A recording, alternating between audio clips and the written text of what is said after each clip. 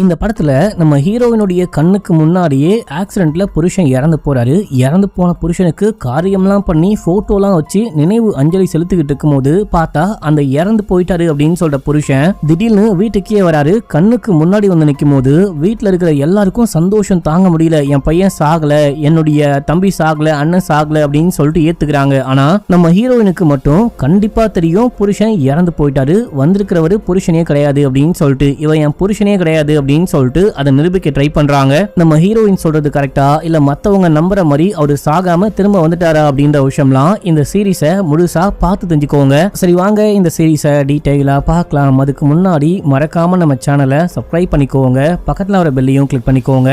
நம்ம மிஸ்டர் விக்னேஸ்வரட்ல ஒரு சூப்பரான ஆஃபர் கொண்டு வந்திருக்க மக்களே. ஆகஸ்ட்ல உங்களுக்கு பர்த்டே இல்ல ஆனிவர்சரி வருது அப்படின்னா, இல்ல நீங்க அந்த மாதிரியான ஆட்களுக்கு வாங்கி தர போறீங்க அப்படின்னா இன்ஸ்டன்டா உங்களுக்கு 200 ரூபீஸ் டிஸ்கவுண்ட் ஆக நிறைய வாய்ப்பு இருக்கு. உங்களுக்கும் இந்த மாதிரி போட்டோ கஸ்டமைஸ் வாலெட் வேணும் அப்படின்னா உடனே மிஸ்டர் விக்னேஸ்வரட்ட கான்டாக்ட் பண்ணுங்க. இப்போ கதைக்குள்ள போயிடலாம். இந்த சீரிஸ் உடைய ஸ்டார்டிங் சீன்லயே ரெண்டு பேர் லாரியில போயிட்டு இருக்கும் போது போற வழியில பாக்குறாங்க. பார்த்தா ஒரு பயங்கரமான ஆக்சிடென்ட், கார் எதுலயோ மோதி ஆக்சிடென்ட் ஆயிருக்கு. இவங்க இறங்கி காரை போயிட்டு பார்க்கும்போது உள்ளுக்குள்ள ஒரு புருஷன் முண்டாட்டி ரெண்டு பேருக்குமே செமையா காயம்பட்டுருக்கு. அதுல அந்த பொண்ணு மட்டும் கொஞ்சம் சுயநினைவோட இருக்கா. நீல் நீல் அப்படின்னு சொல்லிக்கிட்டு இருக்கா. ரெண்டு பேருமா சேர்ந்துட்டு அந்த பொண்ணை காப்பாத்த ட்ரை பண்றாங்க. இப்ப அப்படியே எங்க சீனை கட் பண்ணி நம்ம ஹீரோவை காமிக்கிறாங்க. ஹீரோக்கும் அந்த கான்ஸ்டபிள் லேடிக்கும் கல்யாணம் ஆயிடுச்சு மக்களே. கல்யாணம் முடிஞ்சு இவங்க டியூட்டி கிளம்புறாங்களா, சாமி கும்பிடலாம் அப்படின்னு சொல்லிட்டு அதே ஏரியால இருக்கக்கூடிய அந்த கோவிலுக்கு வந்திருக்காங்க. இப்ப அப்படியே எங்க சீனை கட் பண்ணி ஒரு பொண்ணை காமிச்சாங்க இல்லையா ஸ்டார்டிங் சீன்ல. அந்த பொண்ணு உயிர் பொழைச்சிட்டு இருக்கா. பொண்ணுடைய புருஷன் இறந்து போயிட்டு இருக்கான். அவரு இறந்து போனதுக்கு அந்த நினைவு அஞ்சலி மாதிரி செலுத்திக்கிட்டு இருக்காங்க. எல்லாரும் சோகமா உட்கார்ந்துகிட்டு இருக்காங்க. புருஷனுக்கு ஏதோ ஸ்வீட் பிடிக்கும் அப்படின்னு சொல்லிட்டு இவங்க அதை பண்ணி கொண்டு போயிட்டு போட்டோ பக்கத்துல வைக்கலாம் அப்படின்னு சொல்லிட்டு போகும்போது அங்க போட்டோல புருஷனே வந்து நின்ன மாதிரி ஒரு ரிஃப்ளெக்ஷன் தெரியுது. அதை பார்த்து அங்க இருக்கிற எல்லாரும் பயப்படுறாங்க. திரும்பி பார்த்தா உண்மையிலேயே காயத்தோட புருஷங்க வந்திருக்கான். அங்க இருக்கிற யாராலையும் இந்த விஷயத்தை ஏத்துக்கவே முடியல. ஏன்னா அவர் இறந்து போயிட்டு டெட் பாடியா கிடைச்சிருப்பாரு. தானம்லாம் பண்ணிட்டாங்க. இவங்களை மட்டும்தான் காப்பாத்திருப்பாங்க. இப்ப எப்படி புருஷன் வந்தான் அப்படின்னு இவங்களுக்கு புரியல. இல்ல இவன் என் புருஷன் இல்ல, இவன் என் புருஷன் இல்ல அப்படின்னு சொல்லிட்டு இவங்க தனக்கு தானே சொல்லிக்கிட்டு இருக்கும் போது அந்த நீல், அந்த புருஷன் பேரு நீல் மக்களே. நீலோடைய அம்மா ஓடி போயிட்டு அவனை ஹக் பண்றாங்க. மௌனி ஒன்ட்டியா சந்தோஷம் அப்படின்னு சொல்லிட்டு ஹக் பண்ணும்போது இவனும் ஹக் பண்ணிட்டு அப்படியே இந்த பொண்ணை ஒரு மாதிரி குருன்னு பாக்குறான், ஒரு மாதிரி வில்லத்தனமா பாக்குறான். இதை பார்த்து இவங்க ஒரு மாதிரி ஷாக் ஆகுறாங்க. இப்ப அப்படியே எங்க சீன் கட் ஆகுது. ரூம்குள்ள உட்காந்துக்கிட்டு இருக்காங்க. ஃபர்ஸ்ட் நைட்ல என்ன விஷயம் ஆச்சுன்னு யோசிச்சு பார்த்துட்டு இருக்காங்க. ரெண்டு பேரும் கல்யாணம் பண்ணிட்டு சந்தோஷமா வாழ்க்கையை ஆரம்பிக்கலாம் அப்படின்னு சொல்லிட்டு பேசிக்கிட்டு இருக்கும் போது, ஒருவேளை நான் காணாம போயிட்டேன் அப்படின்னா நீ என்ன பண்ணுவ அப்படின்னு சொல்லிட்டு கேட்கும் போது நானும் காணாம போயிடுவேன் அப்படின்னு சொல்லிட்டு இந்த பொண்ணு ஃபன் பண்றா. நீயும் காணாம போக கூடாது, நீ என்ன தேடி கண்டுபிடிக்கணும் அப்படின்னு சொல்லிட்டு ஒரு மாதிரி ரொமான்டிக்கா பேசிட்டு அவங்க படுத்து தூங்கிருப்பாங்க.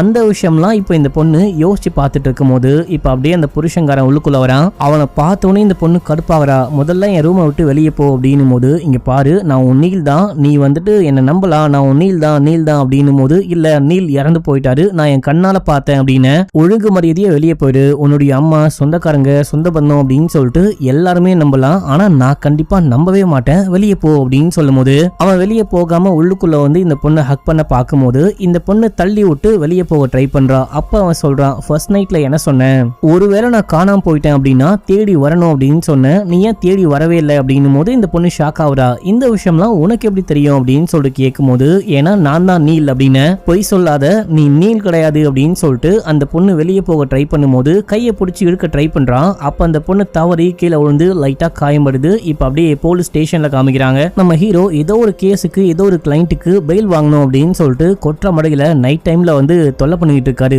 இந்த டைம்ல தான் இந்த பொண்ணு ஓடி வரா. அவன் என் புருஷனே கிடையாது, வீட்டுக்கு வந்து ஏமாத்துறான், அவன் என் புருஷனே கிடையாது அப்படின்னு சொல்லிட்டு நினைஞ்சுக்கிட்டே வந்து கத்தும் போது, என்ன விஷயமா இருந்தாலும் உட்காந்து பேசுங்க, நான் வெளியே வெயிட் பண்றேன் அப்படின்னு சொல்லிட்டு போக இப்போ இந்த பொண்ணு சொல்ல ஆரம்பிக்கிறா, வந்தவன் நீலே கிடையாது, என் நீல் இறந்து போயிட்டான், அவன் வந்துட்டு இப்போ பேய் மாதிரி வந்திருக்கான், அவன் கண்டிப்பா என் நீல் கிடையாது, என் புருஷன் கிடையாது அப்படின்னும் போது இப்ப அங்க இருக்க இன்னொரு கான்ஸ்டபிள் சொல்றாரு, சார் நான் காலைல ஒரு கேஸை பத்தி சொன்னேன் இல்லையா, அந்த வித்தியாசமான கேஸ் இந்த கேஸ் தான் அப்படின்னும் போது, ஏமா நானும் கேஸை பத்தி கேள்விப்பட்டேன், பயங்கர ஒரு மாதிரி வித்தியாசமான கேஸா இருக்கு, நீ என்ன பண்ணு கொஞ்சம் வெளியே போயிட்டு வெயிட் பண்ணு, நான் ஒரு கால் பேசிட்டு வரேன் அப்படின்னு சொல்லிட்டு இந்த பொண்ணுக்கு முன்னாடியே யாருக்கோ கால் பண்ணி இந்த மாதிரி அந்த பொண்ணு இங்க வந்திருக்கா அப்படின்னு சொல்லிட்டு போனை கட் பண்ண. இந்த பொண்ணு பயப்படுறா, யாருக்கு கால் பண்ணீங்க, யாருது அப்படின்னு சொல்லிட்டு கேட்டு பயப்படும் போது, நீ வெளியே போயிட்டு வெயிட் பண்ணுமா அப்படின்னும் போது இந்த பொண்ணு வெளியே வந்து உட்காரா. இதே டைம்ல இந்த பொண்ணுடைய புருஷங்காரனும் கமிஷனரும் கூடவே வராங்க. கமிஷனர் உள்ளுக்குள்ள வந்து இது அவங்க ஃபேமிலி மேட்ரு. ஆக்சிடென்ட்டுக்கு அப்புறமா அந்த பொண்ணு கொஞ்சம் மென்டலி பாதிக்கப்பட்டு இருக்கா. தன்னுடைய புருஷனையே புருஷன் இல்ல அப்படின்னு சொல்லிட்டு பெணாத்திக்கிட்டு இருக்கா. அந்த புருஷங்கார கூட அமுச்சு விட்டுருங்க, மத்த எல்லாமே நான் பாத்துக்கிறேன் அப்படின்னும் போது புருஷங்காரனும் வெளியே போறான். வெளியே போயிட்டு வாமா போலாம், நம்ம எதுவா இருந்தாலும் வீட்டுக்கு போயிட்டு பேசிக்கலாம், போலீஸ் ஸ்டேஷனுக்குலாம் வராத, வா போலாம் வா போலாம் அப்படின்னு சொல்லிட்டு கூப்பிட அந்த பொண்ணு தொடவே அலோவ் பண்ண மாட்டா. கையெடு கையெடு அப்படின்னு சொல்றா. இது எல்லாமே நம்ம ஹீரோ பாத்துக்கிட்டு இருக்காரு. அந்த பொண்ணை வலுக்கட்டாயமா கூட்டிட்டு போக ட்ரை பண்ணும்போது நம்ம ஹீரோ அங்கதானே உட்கார்ந்துகிட்டு இருக்காரு. அந்த பேப்பர்ஸ் எல்லாம் கீழே போட்டுட்டாரு. கீழே குனிஞ்சு பேப்பர்லாம் எடுத்ததுக்கு அப்புறமா தான் அந்த பொண்ணை புருஷங்காரன் கூப்பிட்டு அங்க இருந்து கிளம்புறான். அந்த பொண்ணு போற வரைக்கும் நம்ம ஹீரோ இங்க இருந்து பாத்துக்கிட்டு இருக்காரு. அந்த பொண்ணு காருக்குள்ள ஏறி உட்காந்துக்கிட்டோம். நம்ம ஹீரோவை ஒரு மாதிரி பாத்துட்டே போறா. அடுத்து நம்ம ஹீரோவை வீட்டுல காமிக்கிறாங்க. வீட்டுல போயிட்டு ஏதோ ஃபைல்லாம் தேடிக்கிட்டு இருக்காரு. பழைய பேப்பர்லாம் பாத்துக்கிட்டு இருக்காரு. பேப்பர் எடுத்து பார்க்கும்போது இந்த மாதிரி ஃபேமஸான நகைக்கடை அதிபருடைய மகன் வந்துட்டு இறந்து போயிட்டாரு. ஆனா அவரு திரும்ப உயிரோட வந்துட்டாரு, அதுவும் ஃபியூனரல் அன்னைக்கே திரும்ப உயிரோட வந்துட்டாரு அப்படின்னு சொல்லிட்டு அந்த நியூஸ் ஹெட்லைன்ல போட்டிருக்கு. இந்த நியூஸை ஒரு பார்த்துட்டே இருக்கும்போது அந்த தாடிக்கார அசிஸ்டன்ட் இருக்கான் இல்லையா, அவன் இந்த வீடியோவை பாருங்களேன், இப்போ இந்த வீடியோ தான் பயங்கர வைரலா போயிட்டு இருக்கு அப்படின்னு சொல்லிட்டு அந்த புருஷங்கார வந்து நின்னா பாத்தீங்களா, அந்த வீடியோவை காமிச்சு சிரிச்சுக்கிட்டு இருக்கும்போது நியூஸ் பேப்பர்ல வந்திருக்க அந்த போட்டோவும் இந்த புருஷங்காரனும் ஒரே ஆள் தான். அது மட்டும் இல்லாம போலீஸ் ஸ்டேஷன்லயும் நம்ம ஹீரோ பார்த்திருப்பாரு. ஒரே ஆள் தான், எப்படி ஆள் மாறாட்டம் பண்ண முடியும், எதுக்காக இந்த பொண்ணு இப்படி சொல்றா புரியலையேன்னு யோசிக்கிறாரு. அந்த பக்கம் அந்த பொண்ணை காமிக்கிறாங்க. வீட்டுக்கு கூட்டிட்டு போயிட்டு ட்ரீட்மெண்ட் கொடுக்குறேன் அப்படின்ற பேர்ல அந்த பொண்ணுக்கு மயக்க ஊசி போட்டு மயங்க வச்சிடுறாங்க.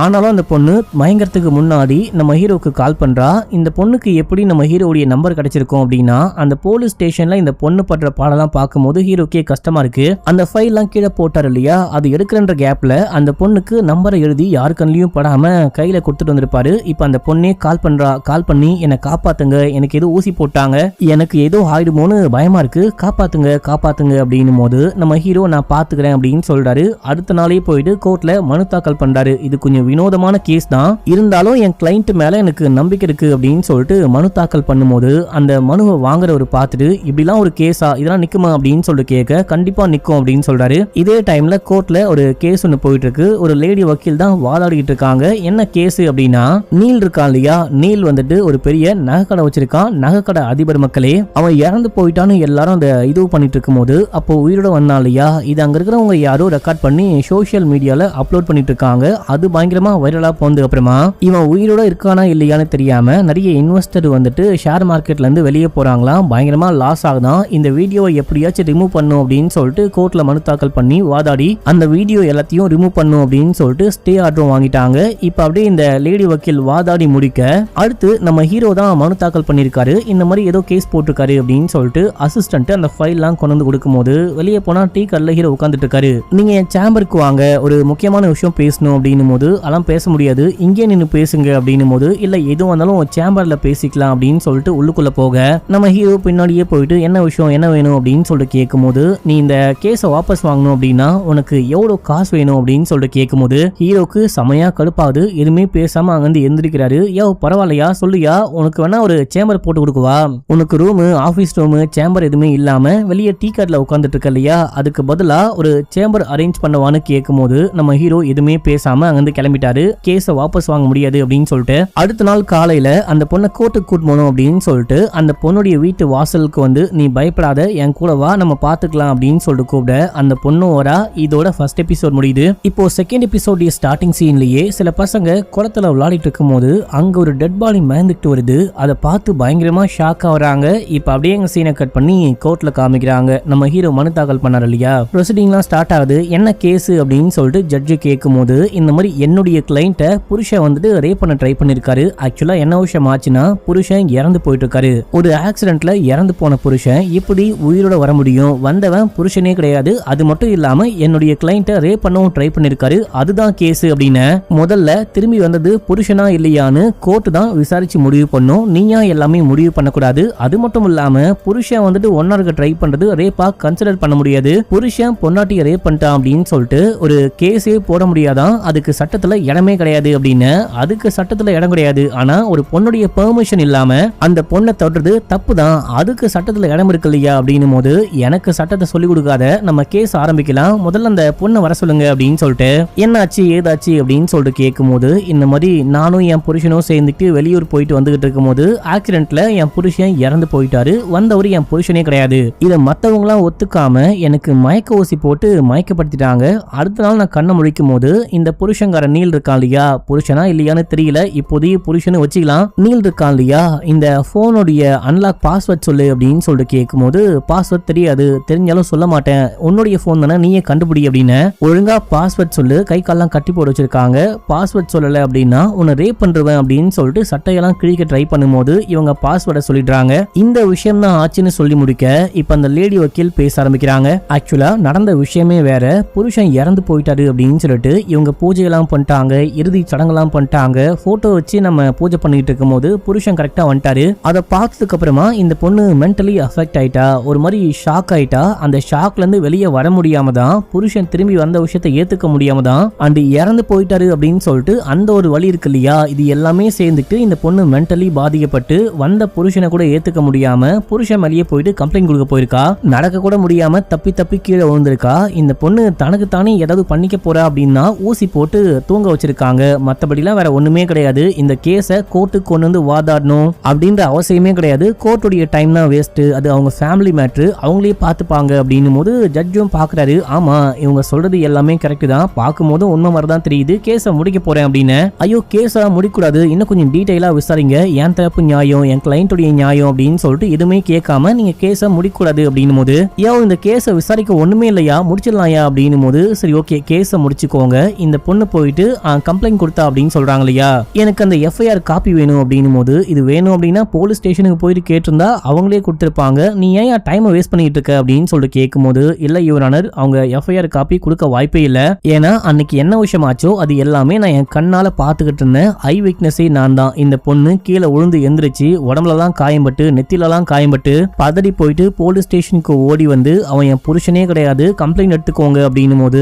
போலீஸ் கம்ப்ளைண்ட் எடுக்காம புருஷனுக்கும் வேற ஒரு அதிகாரிக்கும் கால் பண்ணி வர சொல்லி அந்த பொண்ணு அங்க இருந்து குண்டு கட்டா தூக்கிட்டு போயிட்டாங்க. சொல்ல போனா அந்த பொண்ணை வலுக்கட்டாயமா கூட்டிட்டு போயிட்டாங்க. இந்த கேஸை வந்துட்டு நீங்க சும்மாவே விடக்கூடாது, கண்டிப்பா நீங்க கேஸை எடுக்கணும் அப்படின்னும் போது ஜட்ஜி பாக்குறாரு, யாரு வந்து கம்ப்ளைண்ட் கொடுத்தாலும் அது உண்மையோ பொய்யோ கேஸ் எடுக்க வேண்டியது போலீஸுடைய கடமை, அதுக்கு பதிலா இந்த மாதிரி கால் பண்ணி சொல்றதுலாம் நியாயமே இல்லாத விஷயம், முதல்ல கம்ப்ளைண்ட ஃபைல் பண்ணும், இது இல்லாம நீ வந்துட்டு கோர்ட்டுக்கு முன்னாடியே வந்து பொய் சொல்லிருக்க, இதுக்கும் உனக்கு கண்டிப்பா பனிஷ்மெண்ட் இருக்கு, நீ போயிட்டு உட்காருமா அப்படின்னு சொல்லிட்டு உட்கார வச்சுட்டு, சரி ஓகே இது என்ன கேஸ் என்ன டீடைல்னு பார்க்கலாம், அடுத்த சிட்டிங்ல கொஞ்சம் டீடைலா விசாரிக்கலாம் அப்படின்னு சொல்லிட்டு இன்னைக்கு கோர்ட் முடியுது. இப்போ வெளியே வந்தா இந்த பொண்ணை கூட்டிட்டு போகாம அந்த குடும்பத்தை சேர்ந்தவங்க இந்த பொண்ணு அம்போன்னு தவிக்க விட்டு அங்க இருந்து கிளம்பிட்டாங்க. அந்த பொண்ணு பேவேன்னு முழிச்சுக்கிட்டு இருக்கா, நம்ம ஹீரோவும் பார்த்துட்டு இருக்காரு.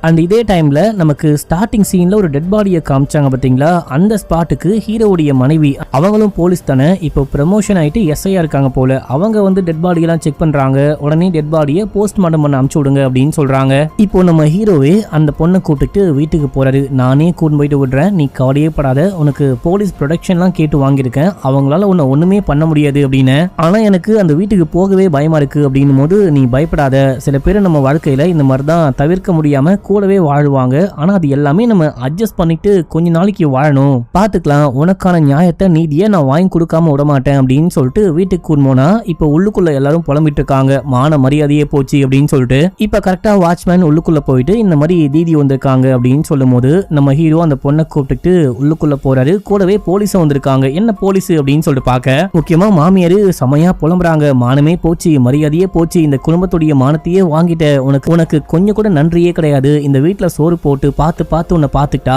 பாத்தியா, எங்களை எப்படி சந்தி சிரிக்க வச்சுட்ட பாத்தியா அப்படின்னு. அதுக்கு நம்ம ஹீரோ சொல்றாரு, நீங்க அந்த பொண்ணை எதுவுமே சொல்லக்கூடாது, அந்த பொண்ணுக்கு இந்த வீட்டுல வாழ எல்லா உரிமையும் இருக்கு, அது மட்டும் இல்லாம இந்த பொண்ணு என்ன கேஸ் போட்டிருக்கா அப்படின்னு சொல்லிட்டு அந்த கேஸோடைய ஷீட்டையும் புருஷங்காரங்கையில கொடுத்து, உன் மேல டவுட்டா இருக்கு, நீ நீலே கிடையாது அப்படின்னு சொல்லிட்டு அந்த பொண்ணு கேஸ போட்டிருக்கா, நீ தான் நீல்னு ப்ரூவ் பண்ணும், நீ தான் ப்ரூவ் பண்ண வேண்டிய கட்டாயத்துல இருக்க, அண்ட் இந்த பொண்ணுடைய பாதுகாப்புக்கு போலீஸும் கூடவே இருப்பாங்க அப்படின்னும் போது அதுக்கு நீலுடைய அப்பா கேக்குறாரு, போலீஸ் எப்படி எங்க வீட்டுல இருக்க முடியும் அப்படின்னு சொல்லி கேட்க, வீட்டுல குற்றவாளி இருக்கும் போது போலீஸ் இருக்க கூடாதா என்ன, இந்த அம்மாவுடைய பாதுகாப்புக்கு கண்டிப்பா போலீஸ் ப்ரொடெக்ஷன் தேவை அப்படின்னு சொல்லிட்டு கோர்ட்டே அமைச்சிருக்காங்க, இந்த பொண்ணை எதுவுமே பண்ணக்கூடாது, அட்டாக் பண்ணக்கூடாது, மேல கை வைக்கூடாது, நீ பார்த்து பத்திரமா இருந்துக்கோமா, என்ன விஷயம் ஆனாலும் என்ன ப்ராப்ளம் அப்படின்னாலும் எனக்கு நீ உடனே கால் பண்ணு, நான் உடனே கிளம்பி வரேன் அப்படின்னு சொல்லிட்டு நம்ம ஹீரோ அங்க இருந்து கிளம்புறாரு. இப்ப அப்படியே எங்க சீனை கட் பண்ணி நம்ம ஹீரோவுடைய அசிஸ்டன்ட் அந்த தாடிக்காரனை காமிக்கிறாங்க. இந்த கேஸை எந்த போலீஸ் விசாரிச்சாரோ அவர்கிட்ட போயிட்டு கேட்கும் போது அவர் எல்லாமே சொல்றாரு. ஆக்சுவலா ஃபர்ஸ்ட் அந்த லாரிக்காரங்க தான் இந்த ஆக்சிடென்ட்டை பார்த்திருப்பாங்க. அந்த பொண்ணை காப்பாத்தி ஹாஸ்பிட்டல்ல சேர்த்து விட்டு அந்த பையனை பார்க்கும்போது இறந்து போயிட்டு இருப்பான். அதுக்கப்புறமா இந்த போலீஸ்க்கு கால் பண்ணி கூப்பிட போலீஸும் வந்து பார்த்திருக்காரு. அந்த பொண்ணையும் செக் பண்ணிருக்காரு. டெட் பாடியும் செக் பண்ணிட்டு ஹாஸ்பிட்டலுக்கு கூட்டு போக டாக்டர் செக் பண்ணி பார்த்துட்டு இவர் அவ்வளவுதான் இறந்து போயிட்டாரு அப்படின்னு சொல்ல குடும்பத்தை சேர்ந்த எல்லாருமே அங்க இருக்காங்க. பார்த்துட்டு ஷாக் ஆகுறாங்க. ஆக்சுவலா மண்டையே பயங்கரமா காயம்பட்டிருக்கும். கண்ணெல்லாம் ஓப்பன் ஆயிருக்கும். மூஞ்சி முழுக்க அந்த கண்ணாடி கொடுத்து இறந்து போயிட்டு இருப்பான். அதுக்கப்புறம் தான் டெட் பாடி எல்லாம் கொண்டு போயிட்டு அடக்கம் பண்ணிருப்பாங்க. அந்த பையன் கண்டிப்பா உயிரோட வர வாய்ப்பே கிடையாது, ஒரு பர்சன் கூட வாய்ப்பு கிடையாது அப்படின்னு சொல்லிட்டு அந்த ஆக்சிடென்ட் கேஸை விசாரிச்ச போலீஸ் சொல்றாரு. இப்ப அப்படியே எங்க சீனை கட் பண்ணி நீலோடைய ஃபேமிலியை காமிக்கிறாங்க.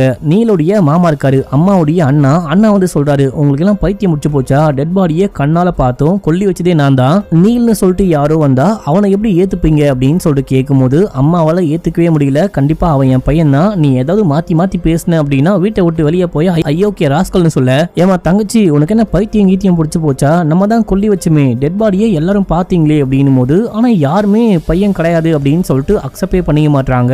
இந்த மாமா பொண்டாட்டி கூட ஆக்சுவலா எனக்குமே நீங்க சொல்ற மாதிரி டவுட்டா இருந்துச்சு, பையனுக்கு பன்னீர்னா பிடிக்காது இல்லையா, நான் பன்னீரை சமைச்சு கொண்டு போனேன், எனக்கு பன்னீர்னா பிடிக்காதுன்னு தெரியாதா அப்படின்னு சொல்லிட்டு கேட்டான். வந்திருக்கிறது வேற யாரு அப்படின்னா பன்னீர் பிடிக்காது அப்படின்ற விஷயம் அவனுக்கு எப்படி தெரியும், சோ கண்டிப்பா வந்தவன் நீல் தான் போல, இறந்து போனவன் தான் வேற யாரு அப்படின்னு. சரி எல்லாமே ஓகே தான். இப்போ கேஸ் வந்துட்டு கோர்ட்டுக்கு போயிருச்சு. கோர்ட்ல எப்படியாச்சு அவன் தான் நீல்னு ப்ரூவ் பண்ணி ஆகணும், அதுக்கு என்ன பண்ண போறீங்க அப்படின்னு சொல்லிட்டு கேட்கும் போது அங்க ஒரு லேடி வராங்க. நல்ல லாயரால கண்டிப்பா முடியும், இவங்க ஒரு ஃபேமஸான லாயருடைய பேரை சொல்லி அவரால கண்டிப்பா முடியும் அப்படின்னும் போது அவருக்கே எக்கச்சக்கமான கேஸ் இருக்கு, அவர் எப்படி இந்த கேஸை முடிப்பாரு அப்படின்னு முடிப்பாரு கண்டிப்பா அப்படின்னு சொல்றாங்க. இப்ப அப்படியே சீன் கட்டாது. அடுத்து அந்த தாடிக்காரனை காமிக்கிறாங்க. டெட் பாடியை எரிச்சிருப்பாங்க இல்லையா, அங்க போயிட்டு விசாரிக்கும் போது அங்க ஒர்க் பண்றாலும் சொல்றாரு, நான் பார்த்தேன் நீங்க சொல்ற கேஸ் வந்துட்டு எனக்கு நல்லாவே ஞாபகம் இருக்கு, ஏன்னா பயங்கர ஃபேமஸான கேஸ், டெட் பாடியை கொண்டு வந்தாங்க, ஃபேஸை நான் தான் பார்த்தேன், குடும்பமும் சமயம் அழுதுகிட்டு இருந்தாங்க, எரிக்கிற வரைக்கும் இருந்து பார்த்தாங்க, எரிஞ்சு முடிகிற வரைக்கும் நானும் பார்த்தேன், அந்த மனுஷன் உயிரோட வந்திருக்க வாய்ப்பே கிடையாது அப்படின்னும் போது சரி ஓகே இந்த விஷயத்த கோர்ட்டுக்கு வந்து சொல்லுவீங்களான்னு கேட்கும் போது சொல்றேன் அப்படின்னு சொல்ல இது எல்லாமே தாடிக்காரன் ஹீரோக்கு கால் பண்ணி சொல்றான். சரி ஓகே பத்திரமா பாத்துக்கோ, அவரை யாராவது மாத்திட போறாங்க, அது கொஞ்சம் பாத்துக்கோ, காசு கீஸ் கொடுத்து கரெக்ட் பண்ணு அப்படின்னு சொல்லிட்டு வேற ஏதோ பழைய கேஸ் எல்லாம் புரட்டி பாத்துக்கிட்டு இருக்காரு. அப்பா வந்து இது ஒரு விளங்காத கேஸ், இந்த கேஸை நீ ஏண்டா எடுத்த அப்படின்னு சொல்லிட்டு கேட்கும் போது அப்பா நீங்களும் வக்கீல் தான், வாழ்க்கையில எக்கச்சக்கமான கேஸை பார்த்திருப்பீங்க, இந்த மாதிரி ஒருத்தன் இறந்து போயிட்டான், ஆனா அவனுக்கு பதிலா வேற ஒருத்தன் வந்து நடிச்சுக்கிட்டு இருக்கான் அப்படின்னு சொல்லிட்டு இந்த கேஸ் இருக்கு இல்லையா, இது பயங்கர ஒரு மாதிரி குதர்க்கமான கேஸ் தான், இதுல வின் பண்றதுக்கான வாய்ப்பு என்ன இருக்கு, எப்படி வின் பண்ண முடியும், அதை பத்தி ஏதாவது எனக்கு க்ளூ மாதிரி கொடுக்க முடியுமா, ஏதாவது டிப்ஸ் மாதிரி சொல்ல முடியுமா அப்படின்னு சொல்லிட்டு கேட்க இது ஒரு விளங்காத கேஸ், வின் பண்ண வாய்ப்பே கிடையாது, என் எக்ஸ்பீரியன்ஸ்ல இந்த கேஸ் கோர்ட்ல நிக்கவே நிக்காது, ஏன்னா 2 பேர் இருப்பாங்க, அந்த 2 பேர்ல ஒருத்தன் இறந்து போயிட்டான், வேற ஒருத்தன் வந்து ஆள் மாறாட்டம் பண்றான் அப்படின்ற விஷயத்த ப்ரூவ் பண்றது ரொம்ப கஷ்டம், இது கரெக்டா நிக்காதுப்பா அப்படின்னும் போது ஒருவேளை டிஎன்ஏ டெஸ்ட் பண்ணி பார்த்தா மேட்ச் ஆகுமா, அதை வச்சு ஏதாவது பண்ண முடியுமா அப்படின்னு சொல்லிட்டு கேட்க நீயே சொல்லு, குற்றவாளி எவனாச்சு இந்த டிஎன்ஏ டெஸ்ட்டுக்கு ஓகே சொல்லுவானா, அவன் அப்படி ஓகே சொல்ல வச்சாலும் வேற ஏதாவது லூப் ஹோல் இருக்கான்னு கண்டுபிடிச்சு ஈஸியா தப்பிச்சிடுவாங்க, இதுல வந்துட்டு வின் பண்றதுக்கான வாய்ப்பு கம்மின்னு கிடையாது, இல்லவே இல்லை அப்படின்னு சொல்றாரு.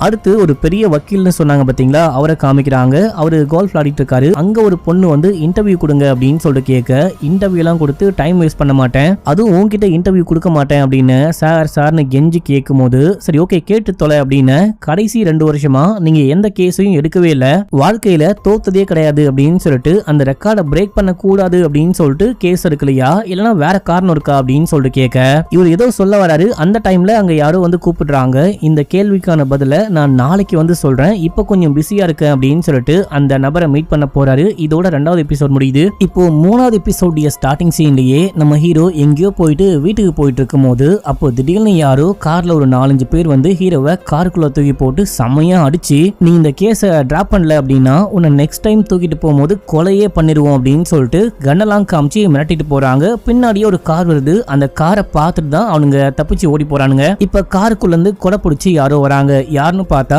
அந்த புது வக்கீல் மக்களே வந்தவரு, என்னப்பா இவ்வளவு பெரிய கேஸ் எடுத்து வாதாடிக்கிட்டு இருக்க, கொஞ்சம் சேஃபா இருக்க கூடாது, சரி பார்த்து வீட்டுக்கு போ, எதுவா இருந்தாலும் நம்ம நாளைக்கு கோர்ட்ல வச்சு பேசிக்கலாம், நான் தான் இந்த கேஸை வாதாட போறேன் அப்படின்னு சொல்லிட்டு சொல்லாம சொல்லிட்டு போறாரு. இப்ப அப்படியே எங்க சீனை கட் பண்ணி கோர்ட்ல காமிக்கிறாங்க. கோர்ட்ல புதுசா அந்த ஜட்ஜும் மாறிட்டாரு, அந்த ஆப்போசிட் வக்கீலும் மாறிட்டாரு. இப்ப நம்ம ஹீரோ தான் வந்துட்டு பேசலான்னு ஸ்டார்டிங்ல எக்ஸ்பிளைன் பண்றாரு, அந்த வக்கீலும் எக்ஸ்பிளைன் பண்றாரு. முதல்ல அந்த நீலுடைய மாமா இருக்காரு பாத்தீங்களா, அவரை விசாரிக்கணும் அப்படின்னும் போது அவருக்கும் போன்ல ஏத்துறாங்க. ஹீரோ போயிட்டு பேச ஆரம்பிக்கிறாரு. நீங்க பாத்தீங்களா இறந்து போனது நீல் தானா கன்ஃபார்மா அப்படின்னு சொல்லிட்டு கேட்கும்போது ஆமா நான் தான் என் கண்ணால பார்த்தேன். என் குடும்பத்தை சேர்ந்த எல்லாருமே பார்த்தோம். முகமே பயங்கரமா சதஞ்சு போயிட்டு காயம்பட்டு இருந்துச்சு. ஆக்சுவலா நான் தான் அவனுடைய டெட் பாடிக்கு பண்ண வேண்டிய சடங்கெல்லாம் பண்ணி முடிச்சேன், கொல்லியே வச்சேன் அப்படின்லாம் சொல்ல.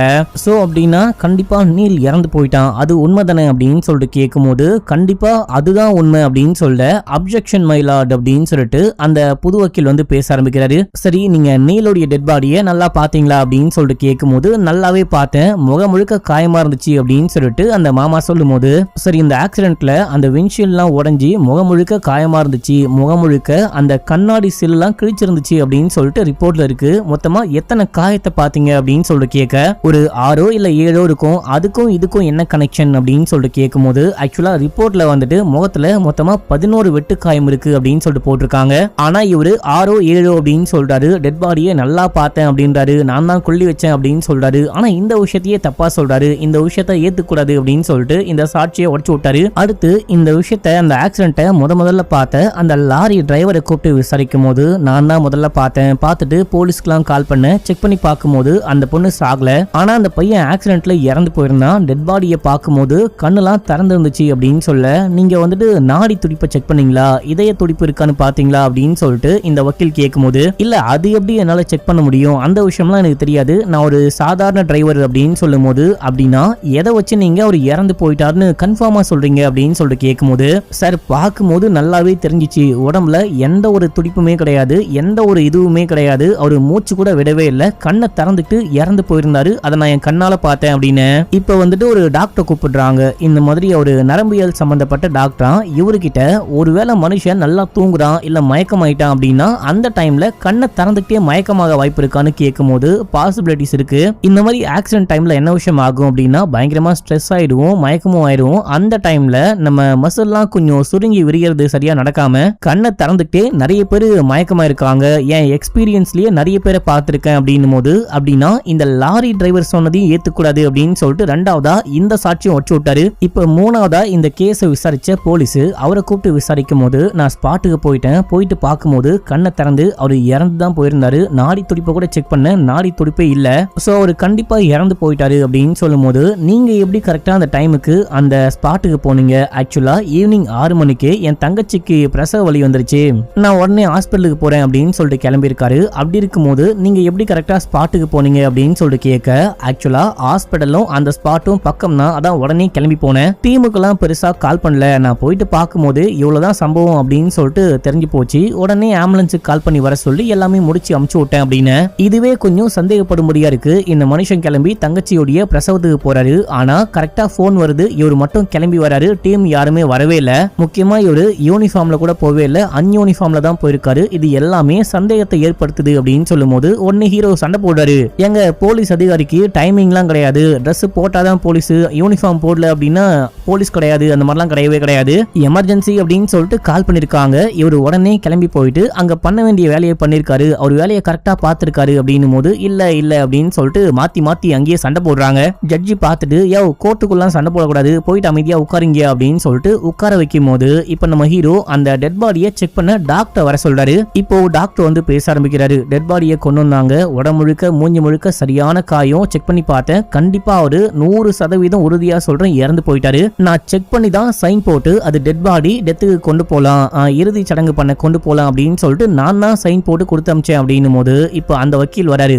ஆக்சுவலா நான் கேள்விப்பட்டிருக்கேன் சில சமயங்கள்ல ஒரு சிண்ட்ரோம் இருக்கான், அந்த சிண்ட்ரோமால ஹார்ட் வந்துட்டு சில நிமிடங்களுக்கு துடிக்காம இருக்கும், அதுக்கப்புறம் திரும்ப துடிக்க ஆரம்பிச்சு உயிரோட நிறைய பேர் வந்திருக்காங்க அப்படின்னு கூட கேள்விப்பட்டிருக்கேன், இதுக்கு பாசிபிலிட்டிஸ் இருக்கா அப்படின்னு சொல்லிட்டு கேட்கும்போது ரொம்ப ரொம்ப ரொம்ப ரேரான கண்டிஷன்ல, அதாவது லட்சத்துல ஒருத்தருக்கு அந்த மாதிரி ஆக வாய்ப்பு இருக்கு, அதுவுமே நான் சொன்ன மாதிரி ரொம்ப ரேர் தான், இந்த கேஸ்ல அந்த மாதிரி ஆனதுக்கான வாய்ப்பு எதுவுமே தெரியல, ஏன்னா முகத்துல உடம்புல அப்படின்னு சொல்லிட்டு நிறையவே காயம் பட்டிருந்துச்சு அப்படின்னு சொல்ல அதான் வாய்ப்பு இருக்குன்னு சொல்றீங்களே அதுக்கப்புறம் என்ன அப்படின்னு சொல்லிட்டு இந்த சாட்சியும் உடச்சு விட்டாங்க மக்களே. இதையெல்லாம் கேட்ட ஜட்ஜிக்கு தலையெல்லாம் சுத்துது. யோ போங்கயா, போயிட்டு ஒரு 10 நிமிஷம் கழிச்சு வாங்கயா, ஒரு 10 நிமிஷம் பிரேக் அப்படின்னு சொல்லிட்டாரு.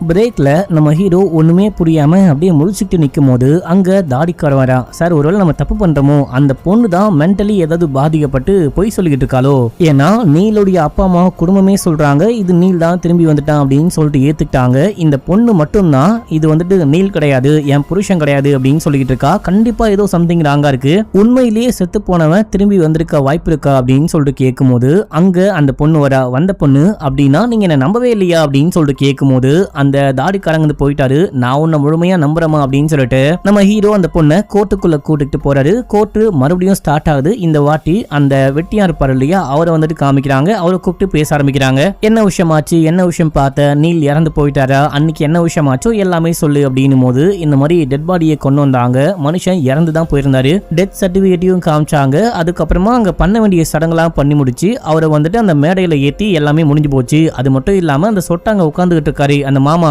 அவரு தான் பண்ண வேண்டிய காரியம்லாம் பண்ணாரு. கண்டிப்பா நீல் இறந்து போயிட்டாரு, கொண்டு வந்த பாடி இறந்து தான் வந்துச்சு அப்படின்னு சொல்லும் போது இப்ப அந்த வக்கீல் வராரு. வந்தவரு, தம்பி நீ குடிப்பியாப்பா அப்படின்னு சொல்லிட்டு கேட்கும் போது நல்லாவே குடிப்பேன், குடிக்காம அந்த வேலையை பார்க்கவே முடியாது அப்படின்னு சொல்லும் போது இப்ப குடிச்சிருக்கியா அப்படின்னு சொல்லிட்டு கேட்டா குடிச்சிருக்கேன் 3 பாட்டில்னு கையை காமிக்க.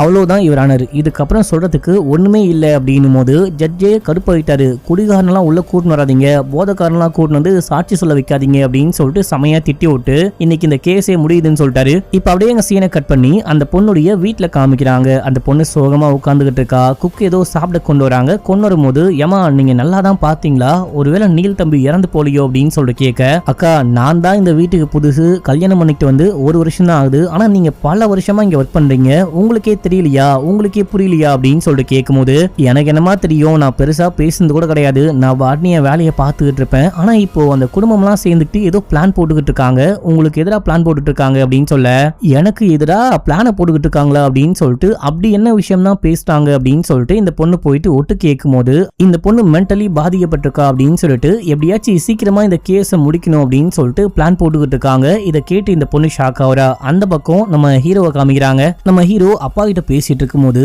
தம்பி நீ இந்த கேஸை நல்லா யோசிச்சு தான் எடுத்தியா அப்படின்னு சொல்லிட்டு கேட்கும் போது, நல்லா யோசிச்சு எடுத்தப்பா, அந்த பொண்ணு மேல எனக்கு நல்ல நம்பிக்கை இருக்கு, எதை வச்சு சொல்றேன் அப்படின்னா, ஒருவேளை அந்த பொண்ணு சொல்றது பொய்யா இருந்தா நம்ம கோர்ட்ல பாத்துக்கலாம் அப்படின்னு சொல்லிட்டு அமைதியா விட்டுட்டு இருப்பாங்க. ஒரு பெரிய வக்கீல கோர்ட் வந்திருக்க மாட்டாங்க, என்ன ஆளை வச்சு கடத்திட்டு போயிட்டு அடிக்க ட்ரை பண்ணிருக்க மாட்டாங்க, மிரட்ட ட்ரை பண்ணிருக்க மாட்டாங்க. இதையெல்லாம் வச்சு பார்க்கும்போது எனக்கு அந்த பொண்ணு மேல நம்பிக்கை ரொம்ப ரொம்ப அதிகமா இருக்கு அப்படின்னு சொல்லும் போது இப்ப அப்படியே அந்த பொண்ணு கால் பண்றா. கால் பண்ணி என்ன வந்துட்டு மென்டல்னு பட்டம் கட்டி இந்த கேஸை சீக்கிரமா முடிக்க ட்ரை பண்ணிட்டு இருக்காங்க, என்ன ஏதாவது பண்ணுங்க, ஹெல்ப் பண்ணுங்க, காப்பாத்துங்க, நான் வேணா இங்க இருந்து கிளம்பி என்னுடைய வீட்டுக்கு போவா அப்படின்னு சொல்லிட்டு கேட்கும் போது, இல்லம்மா அந்த மாதிரிலாம் பண்ணாத, பண்ணா அது அவங்களுக்கு சாதகமா போயிடும், நீ அங்கேயே இருந்துட்டு நீலுடைய பழைய மெடிக்கல் டாக்குமெண்ட் இருக்கான்னு பாரு அப்படின்னு சொல்லும் போது, சரி ஓகே நான் செக் பண்றேன் அப்படின்னு சொல்லிட்டு போகும்போது இப்பதான் அப்பா வந்துட்டு ஹீரோ கிட்ட சொல்றாரு, நீ வந்துட்டு நீல் இறந்து போயிட்டான் அப்படின்னு சொல்லிட்டு அதை ப்ரூவ் பண்றதை விட அது கொஞ்சம் கஷ்டம், அதை விட வந்திருக்கிறவன் நீலே கிடையாது அப்படின்னு சொல்லிட்டு அதை ப்ரூவ் பண்ண ட்ரை பண்ணு, அது ரொம்ப ஈஸியா இருக்கும் அப்படின்னு சொல்லும் போது நம்ம இப்பதான் நம்ம ஹீரோக்கு மண்டையில பல்பு போட்ட மாதிரி அப்படியே பள்ளியும் இருக்கு. அதே டைம்ல அந்த பொண்ணை காமிக்கிறாங்க.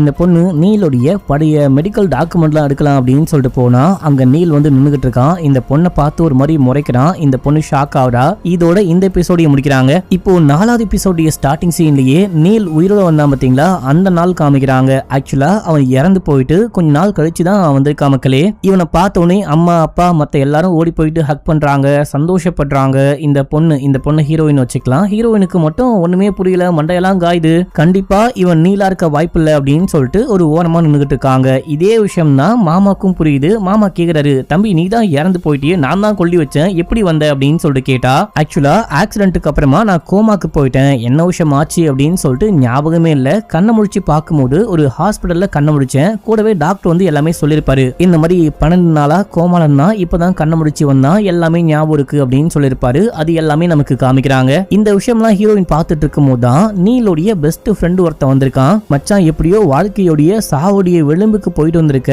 நீ வந்ததுல ரொம்ப சந்தோஷம்டா அப்படின்னு சொல்லிட்டு ஹக் பண்ணி பேசிட்டு இருக்கும் போது, சரி நீ வந்திருக்க, ரயான் எங்க அப்படின்னு சொல்லிட்டு கேட்கும் போது உடனே வந்தவன் ஷாக் ஆகுறான். ஏன்னா வந்தவன் தான் ரயானு, நீ கண்டிப்பா நீல் கிடையாது அப்படின்னு சொல்லிட்டு கத்திட்டாங்க வந்து கிளம்பிருப்பான். இப்ப அப்படியே எங்க சீனை கட் பண்ணி நம்ம ஹீரோடைய மனைவியை காமிக்கிறாங்க. இவங்க ஒரு டெட் பாடியை கண்டுபிடிச்சிருப்பாங்க இல்லையா, அந்த டெட் பாடியை ஒருத்தவங்க வந்து அடையாளம் காமிச்சிட்டாங்க. இவரு என் பையன் தான், இறந்து போனது என் பையன் தான் அப்படின்னு சொல்லிட்டு உட்காந்து அழுதுகிட்டு இருக்காங்க. ஆனா என் பையன் பார்க்க ரொம்ப அழகா இருப்பான், முகம்லாம் செதஞ்சு போயிருக்கு, இதை பார்க்கவே ரொம்ப கஷ்டமா இருக்கு, என் பையனுடைய சாவுக்கு அவன் தான் காரணம் அப்படின்னு சொல்லிட்டு அழுவ, உங்க பையனுடைய சாவுக்கு யாரு காரணம், யார் அவன் அப்படின்னு சொல்லிட்டு கேட்கும்போது அவன் தான் ராக்கின்னு சொல்லிட்டு ஒருத்தன் தான் சினிமால ஏதோ ஒர்க் பண்ணிருக்கான், என்னுடைய பையனுக்கு எப்படியாச்சும் சினிமால சேரணும், சினிமால ஆக்ட் பண்ணணும் அப்படின்னு சொல்லிட்டு ஒரு பயங்கரமான ஆசை, கனவு அப்படின்னு சொல்லலாம். அவனுக்கு என் பையன் எக்கச்சக்கமா காசு கொடுத்துருக்கான், சினிமால சேர்த்து விடு அப்படின்னு சொல்லிட்டு அவனுக்கும் என் பையனுக்கும் மேபி சண்டை வந்து அவன் தான் கொலை பண்ணிருக்க வாய்ப்பு இருக்கு அப்படின்னு சொல்லும் போது, இந்த ராக்கி யாரு, எங்க இருக்கான், சினிமால ஒர்க் பண்றான் அப்படின்னா ஆர்ட் டைரக்டரா இல்ல மியூசிக் டைரக்டரா என்னவா ஒர்க் பண்ணிட்டு இருக்கான் அப்படின்னு சொல்லிட்டு கேட்கும்போது இது எதுவுமே அம்மாக்கு தெரியவே இல்லை. அடுத்து நீலுடைய ஃபேமிலியை காமிக்கிறாங்க. பேங்க்ல இருந்து அமௌண்ட் எல்லாம் எடுக்கவே முடியல, எல்லா பணமும் ஸ்டக் ஆயிருக்கு அப்படின்னு சொல்லிட்டு புலம்பிட்டு இருக்காங்க. ஏன்னா நீல் வந்துட்டு கல்யாணத்துக்கு அப்புறமா நீல் தான் இந்த குடும்பத்துடைய ஒரே வாரிசு, நீலுடைய சொத்து இந்த குடும்பத்துடைய சொத்து எல்லாமே அவன் பேர்ல இருந்திருக்கு. ஒருவேளை எனக்கு ஏதாவது ஆயிடுச்சு அப்படின்னா எனக்கு அப்புறமா என்னுடைய மனைவிக்கு தான் எல்லா சொத்தும் போகணும் அப்படின்னு சொல்லிட்டு உயில் எழுதி வச்சிருக்கான். இப்போ இந்த பொண்ணுடைய சைன் இல்லாம எதுவுமே பண்ண முடியல, அக்கௌண்ட்ல இருந்து காசு எடுக்க முடியல, எந்த சொத்தையும் விற்க முடியல, வாங்க முடியல அப்படின்னு சொல்லிட்டு புலம்பிட்டு இருக்கும் போது, அது நான் முன்னாடி எழுதி வச்சது, இப்ப அந்த உயில மாத்தி எழுத முடியுமா அப்படின்னு சொல்லிட்டு கேட்கும்போது அதுக்கு அங்க இருக்கிற ஒரு ஆளு முடியவே முடியாது, ஏன்னா நீங்க நீல் இல்ல அப்படின்னா கோர்ட்ல கேஸ் போட்டிருக்காங்க, கேஸ் முடிஞ்சு தீர்ப்பு வர வரைக்கும் உங்களால இப்போ ஒண்ணுமே பண்ண முடியாது, நீங்க நீலா இல்லையா அப்படின்ற விஷயத்தையே கோர்ட் தான் முடிவு பண்ணுவாங்க அப்படின்னும் போது இது எல்லாமே ஹீரோயின் கேட்டு உள்ளுக்குள்ள வராங்க. இதை பார்த்தோன்னே அங்க இருக்கிற எல்லாரும் கத்த ஆரம்பிக்கும் போது, இங்க பாருங்க உங்களால வந்துட்டு எதுவுமே பண்ண முடியாது, என் நீலுடைய சொத்தையும் கம்பெனியையும் மத்த வேற யாரோ ஆளை நான் விடவே மாட்டேன் அப்படின்னு சொல்லிட்டு சவால் விட்டு அங்க வந்து கிளம்புறாங்க. அடுத்து ஒரு ஷூட்டிங் ஸ்பாட்ல காமிக்கிறாங்க. அந்த ராக்கி இருக்கா பாத்தீங்களா, அவன் வந்துட்டு ஸ்டண்ட் டைரக்டர் போல மக்களே சண்டை போட சொல்லி கொடுத்துக்கிட்டு இருக்கான். அங்க கரெக்டா ஹீரோவுடைய மனைவி வராங்க.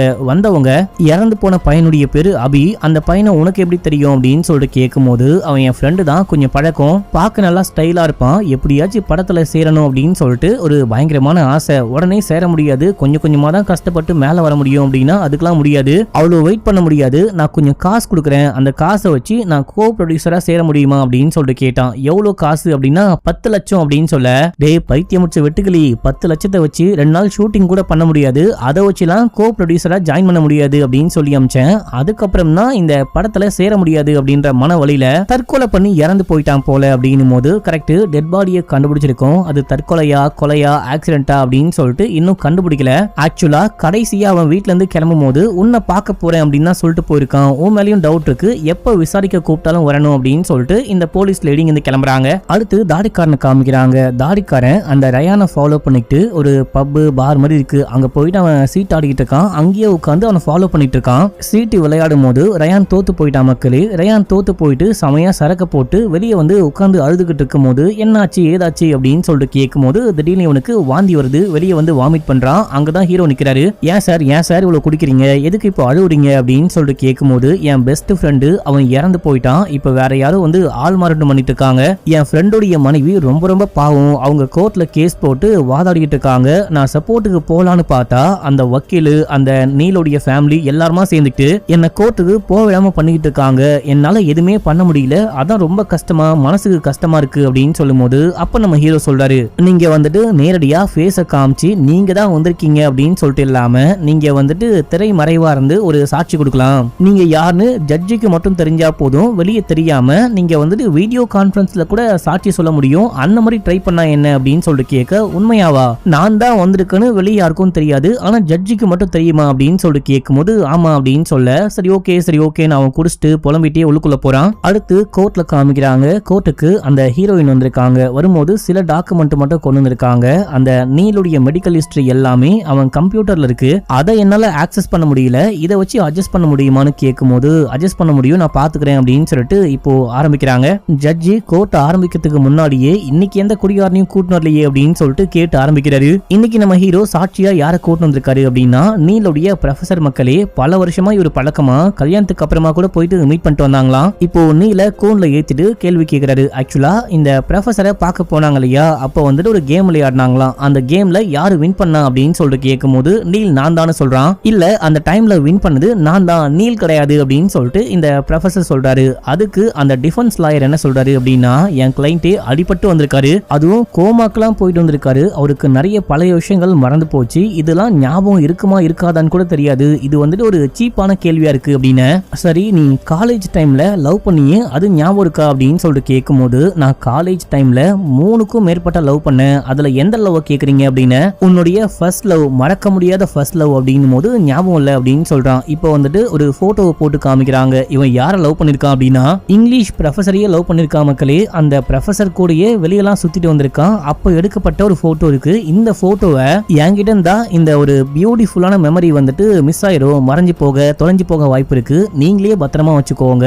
ஃபியூச்சர்ல என் கல்யாணத்துக்கு அப்புறமா எனக்கு குழந்தை பிறந்துச்சு அப்படின்னா அந்த குழந்தையோட உங்களை வந்து மீட் பண்ணும்போது அப்ப நீங்க இந்த போட்டோவை காமிங்க, என் பையன்கிட்டயோ பொண்ணுகிட்டயோ இவங்க தான் என் ஃபர்ஸ்ட் லவ்னு காமிக்கணும் அப்படின்னு சொல்லி கொடுத்து வச்சானா. இதை போட்டு காமிக்கும் போது அவன் ஒரு மாதிரி திருன்னு முடிச்சுக்கிட்டு இருக்கான். நம்ம ஹீரோ சொல்றாரு, டேய் நீ வந்துட்டு ஃபர்ஸ்ட் லவ் பண்ணிருக்க, அதுவும் ப்ரொஃபஸரையே லவ் பண்ணிருக்க, இவ்வளவு விஷயம் சொல்லிருக்க, இந்த விஷயம்லாம் ஒரு மனுஷனால வாழ்க்கையில மறக்கவே முடியாது, நீ மறந்து போயிட்ட அப்படின்னா அதை ஏத்துக்கவே முடியாது, அப்படின்னா நீ நீலே கிடையாதா அப்படின்னு சொல்லிட்டு கேட்கும் போது உடனே டிஃபென்ஸ்ல இருந்துச்சு, எங்க முதல்ல இந்த மாதிரி ஒரு விஷயத்த நீங்க சப்மிட் பண்ண போறீங்க அப்படின்ற விஷயத்த முன்னாடி என்கிட்ட சொல்லவே இல்லை, பெர்மிஷனும் வாங்கல, எப்படி சப்மிட் பண்ணலாம் அப்படின்னு சொல்லிட்டு கேட்க, அப்ப அந்த ப்ரொஃபசர் சொல்றாரு, ஆக்சுவலா இவங்க என்ன வந்துட்டு சாட்சி சொல்ல கூட்டினாங்க இல்லையா, அப்ப நான் தான் இந்த விஷயம்லாம் தெரிஞ்சு நான் தான் அந்த போட்டோவை கொடுத்தேன், நான் தான் இந்த விஷயத்த சப்மிட் பண்ண போறேன் அப்படின்ற விஷயத்த கோர்ட்டு கிட்ட சொல்லிருக்கணும், நான் மறந்து போயிட்டேன் மன்னிச்சுக்கோங்க அப்படின்னும் போது இந்த ப்ரொஃபசருக்கு இவ்வளவு முக்கியமான விஷயமே மறந்து போகுது அப்படின்னும் போது இவருக்கு வயசாயிடுச்சு, நடக்க முடியாம வீல் சேர்ல உட்கார வச்சு தான் தள்ளி கொண்டு வந்திருக்காங்க, கண்டிப்பா இவருக்கு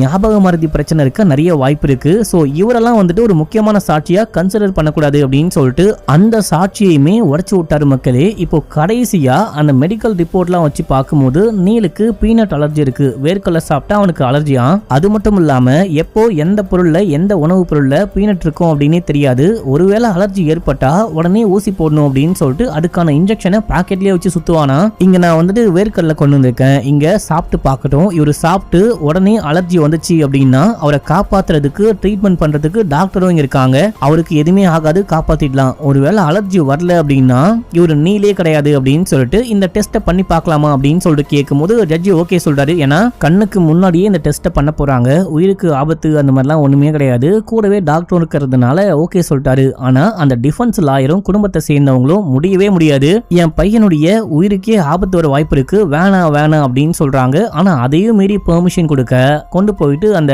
பீனட்டை கொடுக்குறாங்க, அவரும் சாப்பிடுறாரு. சாப்பிட்டு ஒரு ½ an hour ஆகுது, எதுவுமே ஆகல, இவருக்கு எதுவுமே ஆகல அப்படின்னும் போது கண்டிப்பா இவரு நீலா இருக்க வாய்ப்பு இல்லை அப்படின்னு சொல்லிட்டு எல்லாரும் போயிட்டு அமைதியா உட்கார, இப்ப நீலுமே அங்க இருந்து கிளம்புறாரு. கிளம்பும் போது ஒரு மாதிரி ஆகுது, வாமிட் பண்ற மாதிரி ஆகுது, ஒரு மாதிரி மூச்சு அடைச்ச மாதிரி கீழே விழுந்து உயிருக்கே போராடும் போது அங்க வந்து டாக்டர் ஊசி போட்டு காப்பாத்துறாரு. இத பார்த்த ஹீரோக்கு தலையெல்லாம் சுத்துது, அப்படின்னா இவன் தான் நீலா அப்படின்ற மாதிரி பாத்துக்கிட்டு இருக்காரு. இதோட இந்த எபிசோட முடியுது.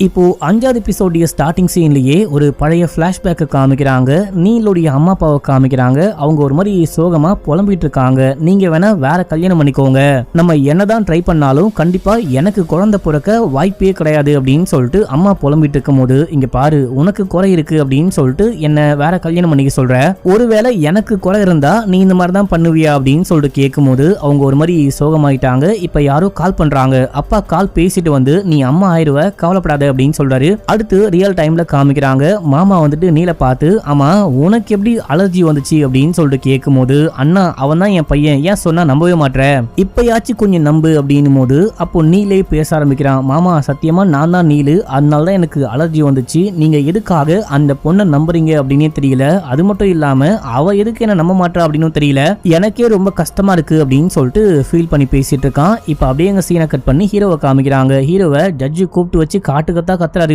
நீ சொல்ற பேச்சை நம்பி அங்க பெர்மிஷன் கொடுத்து நான் ஒரு பெரிய பிரச்சனைல மாட்டிட்டு இருப்பேன், முதல்ல இருந்து கிளம்பு, என் கண்ணுக்கு முன்னாடியே நிக்காத அப்படின்னு சொல்லிட்டு அமுச்சு விட்டாரு. அடுத்து நம்ம ஹீரோவுடைய மனைவியை காமிக்கிறாங்க. சீனியர் வந்திருக்காரு, இந்த கேஸ் என்னதாமா ஆச்சு அப்படின்னு சொல்லிட்டு கேட்க, இது வந்துட்டு காசுக்காக நடந்த கொலை மாதிரி தெரியுது, அவரு கொண்டு போன 10 லட்சம் ரூபாவை காணும், அந்த ராக்கின்றவன் தான் ஆட்டையை போட்டிருக்க வாய்ப்பு இருக்கு, ஆனா நம்ம கிட்ட ப்ரூஃப் இல்ல, அந்த ப்ரூஃப் தான் தேடிட்டு இருக்கேன், இன்னொன்னு அபியோடைய போன் வந்துட்டு ஆஃப் ஆயிட்டு இருக்கு, அது தண்ணிக்குள்ள கடந்திருக்கு, தண்ணிக்குள்ள இருந்ததுனால இருக்கிறனால அதுல இருக்க டேட்டாலாம் ரிட்ரைவ் பண்ண ரொம்ப ரொம்ப டைம் ஆகுது. அந்த டேட்டாலாம் கண்டுபிடிச்சாதான் என்ன விஷயம் ஆச்சுன்னு ஒரு முடிவுக்கு வர முடியும் அப்படின்னு சொல்ல, சரிமா சீக்கிரமா கண்டுபிடி அப்படின்னு சொல்லிட்டு கிளம்பிட்டாரு. இப்ப அந்த கேமரா ஃபுட்டேஜ் எல்லாம் போட்டு பார்க்கும்போது ஒரு ஹைவே மாதிரி இருக்கு. அந்த ஹைவேல தான் கடைசியா அபியை யாரோ பிக்கப் பண்ணி கொண்டு போயிருக்காங்க. அந்த கேமரா ஃபுட்டேஜ மறுபடியும் போட்டு பார்க்கும்போது இவனை பிக்கப் பண்ற வரதுக்கு முன்னாடி, இவன் அந்த ஸ்பாட்டுக்கு வரதுக்கு முன்னாடியே இந்த நீலோடைய ஃபேமிலி ஜுவல்லரி பிசினஸ் பண்ணிட்டு இருக்காங்க அப்படின்னு சொல்றேன் இல்லையா, அந்த கம்பெனியை சேர்ந்த ஒரு வேன் மாதிரி அந்த பக்கமா கிராஸ் பண்ணி போகுது. அதை இவங்க நோட் பண்றாங்க.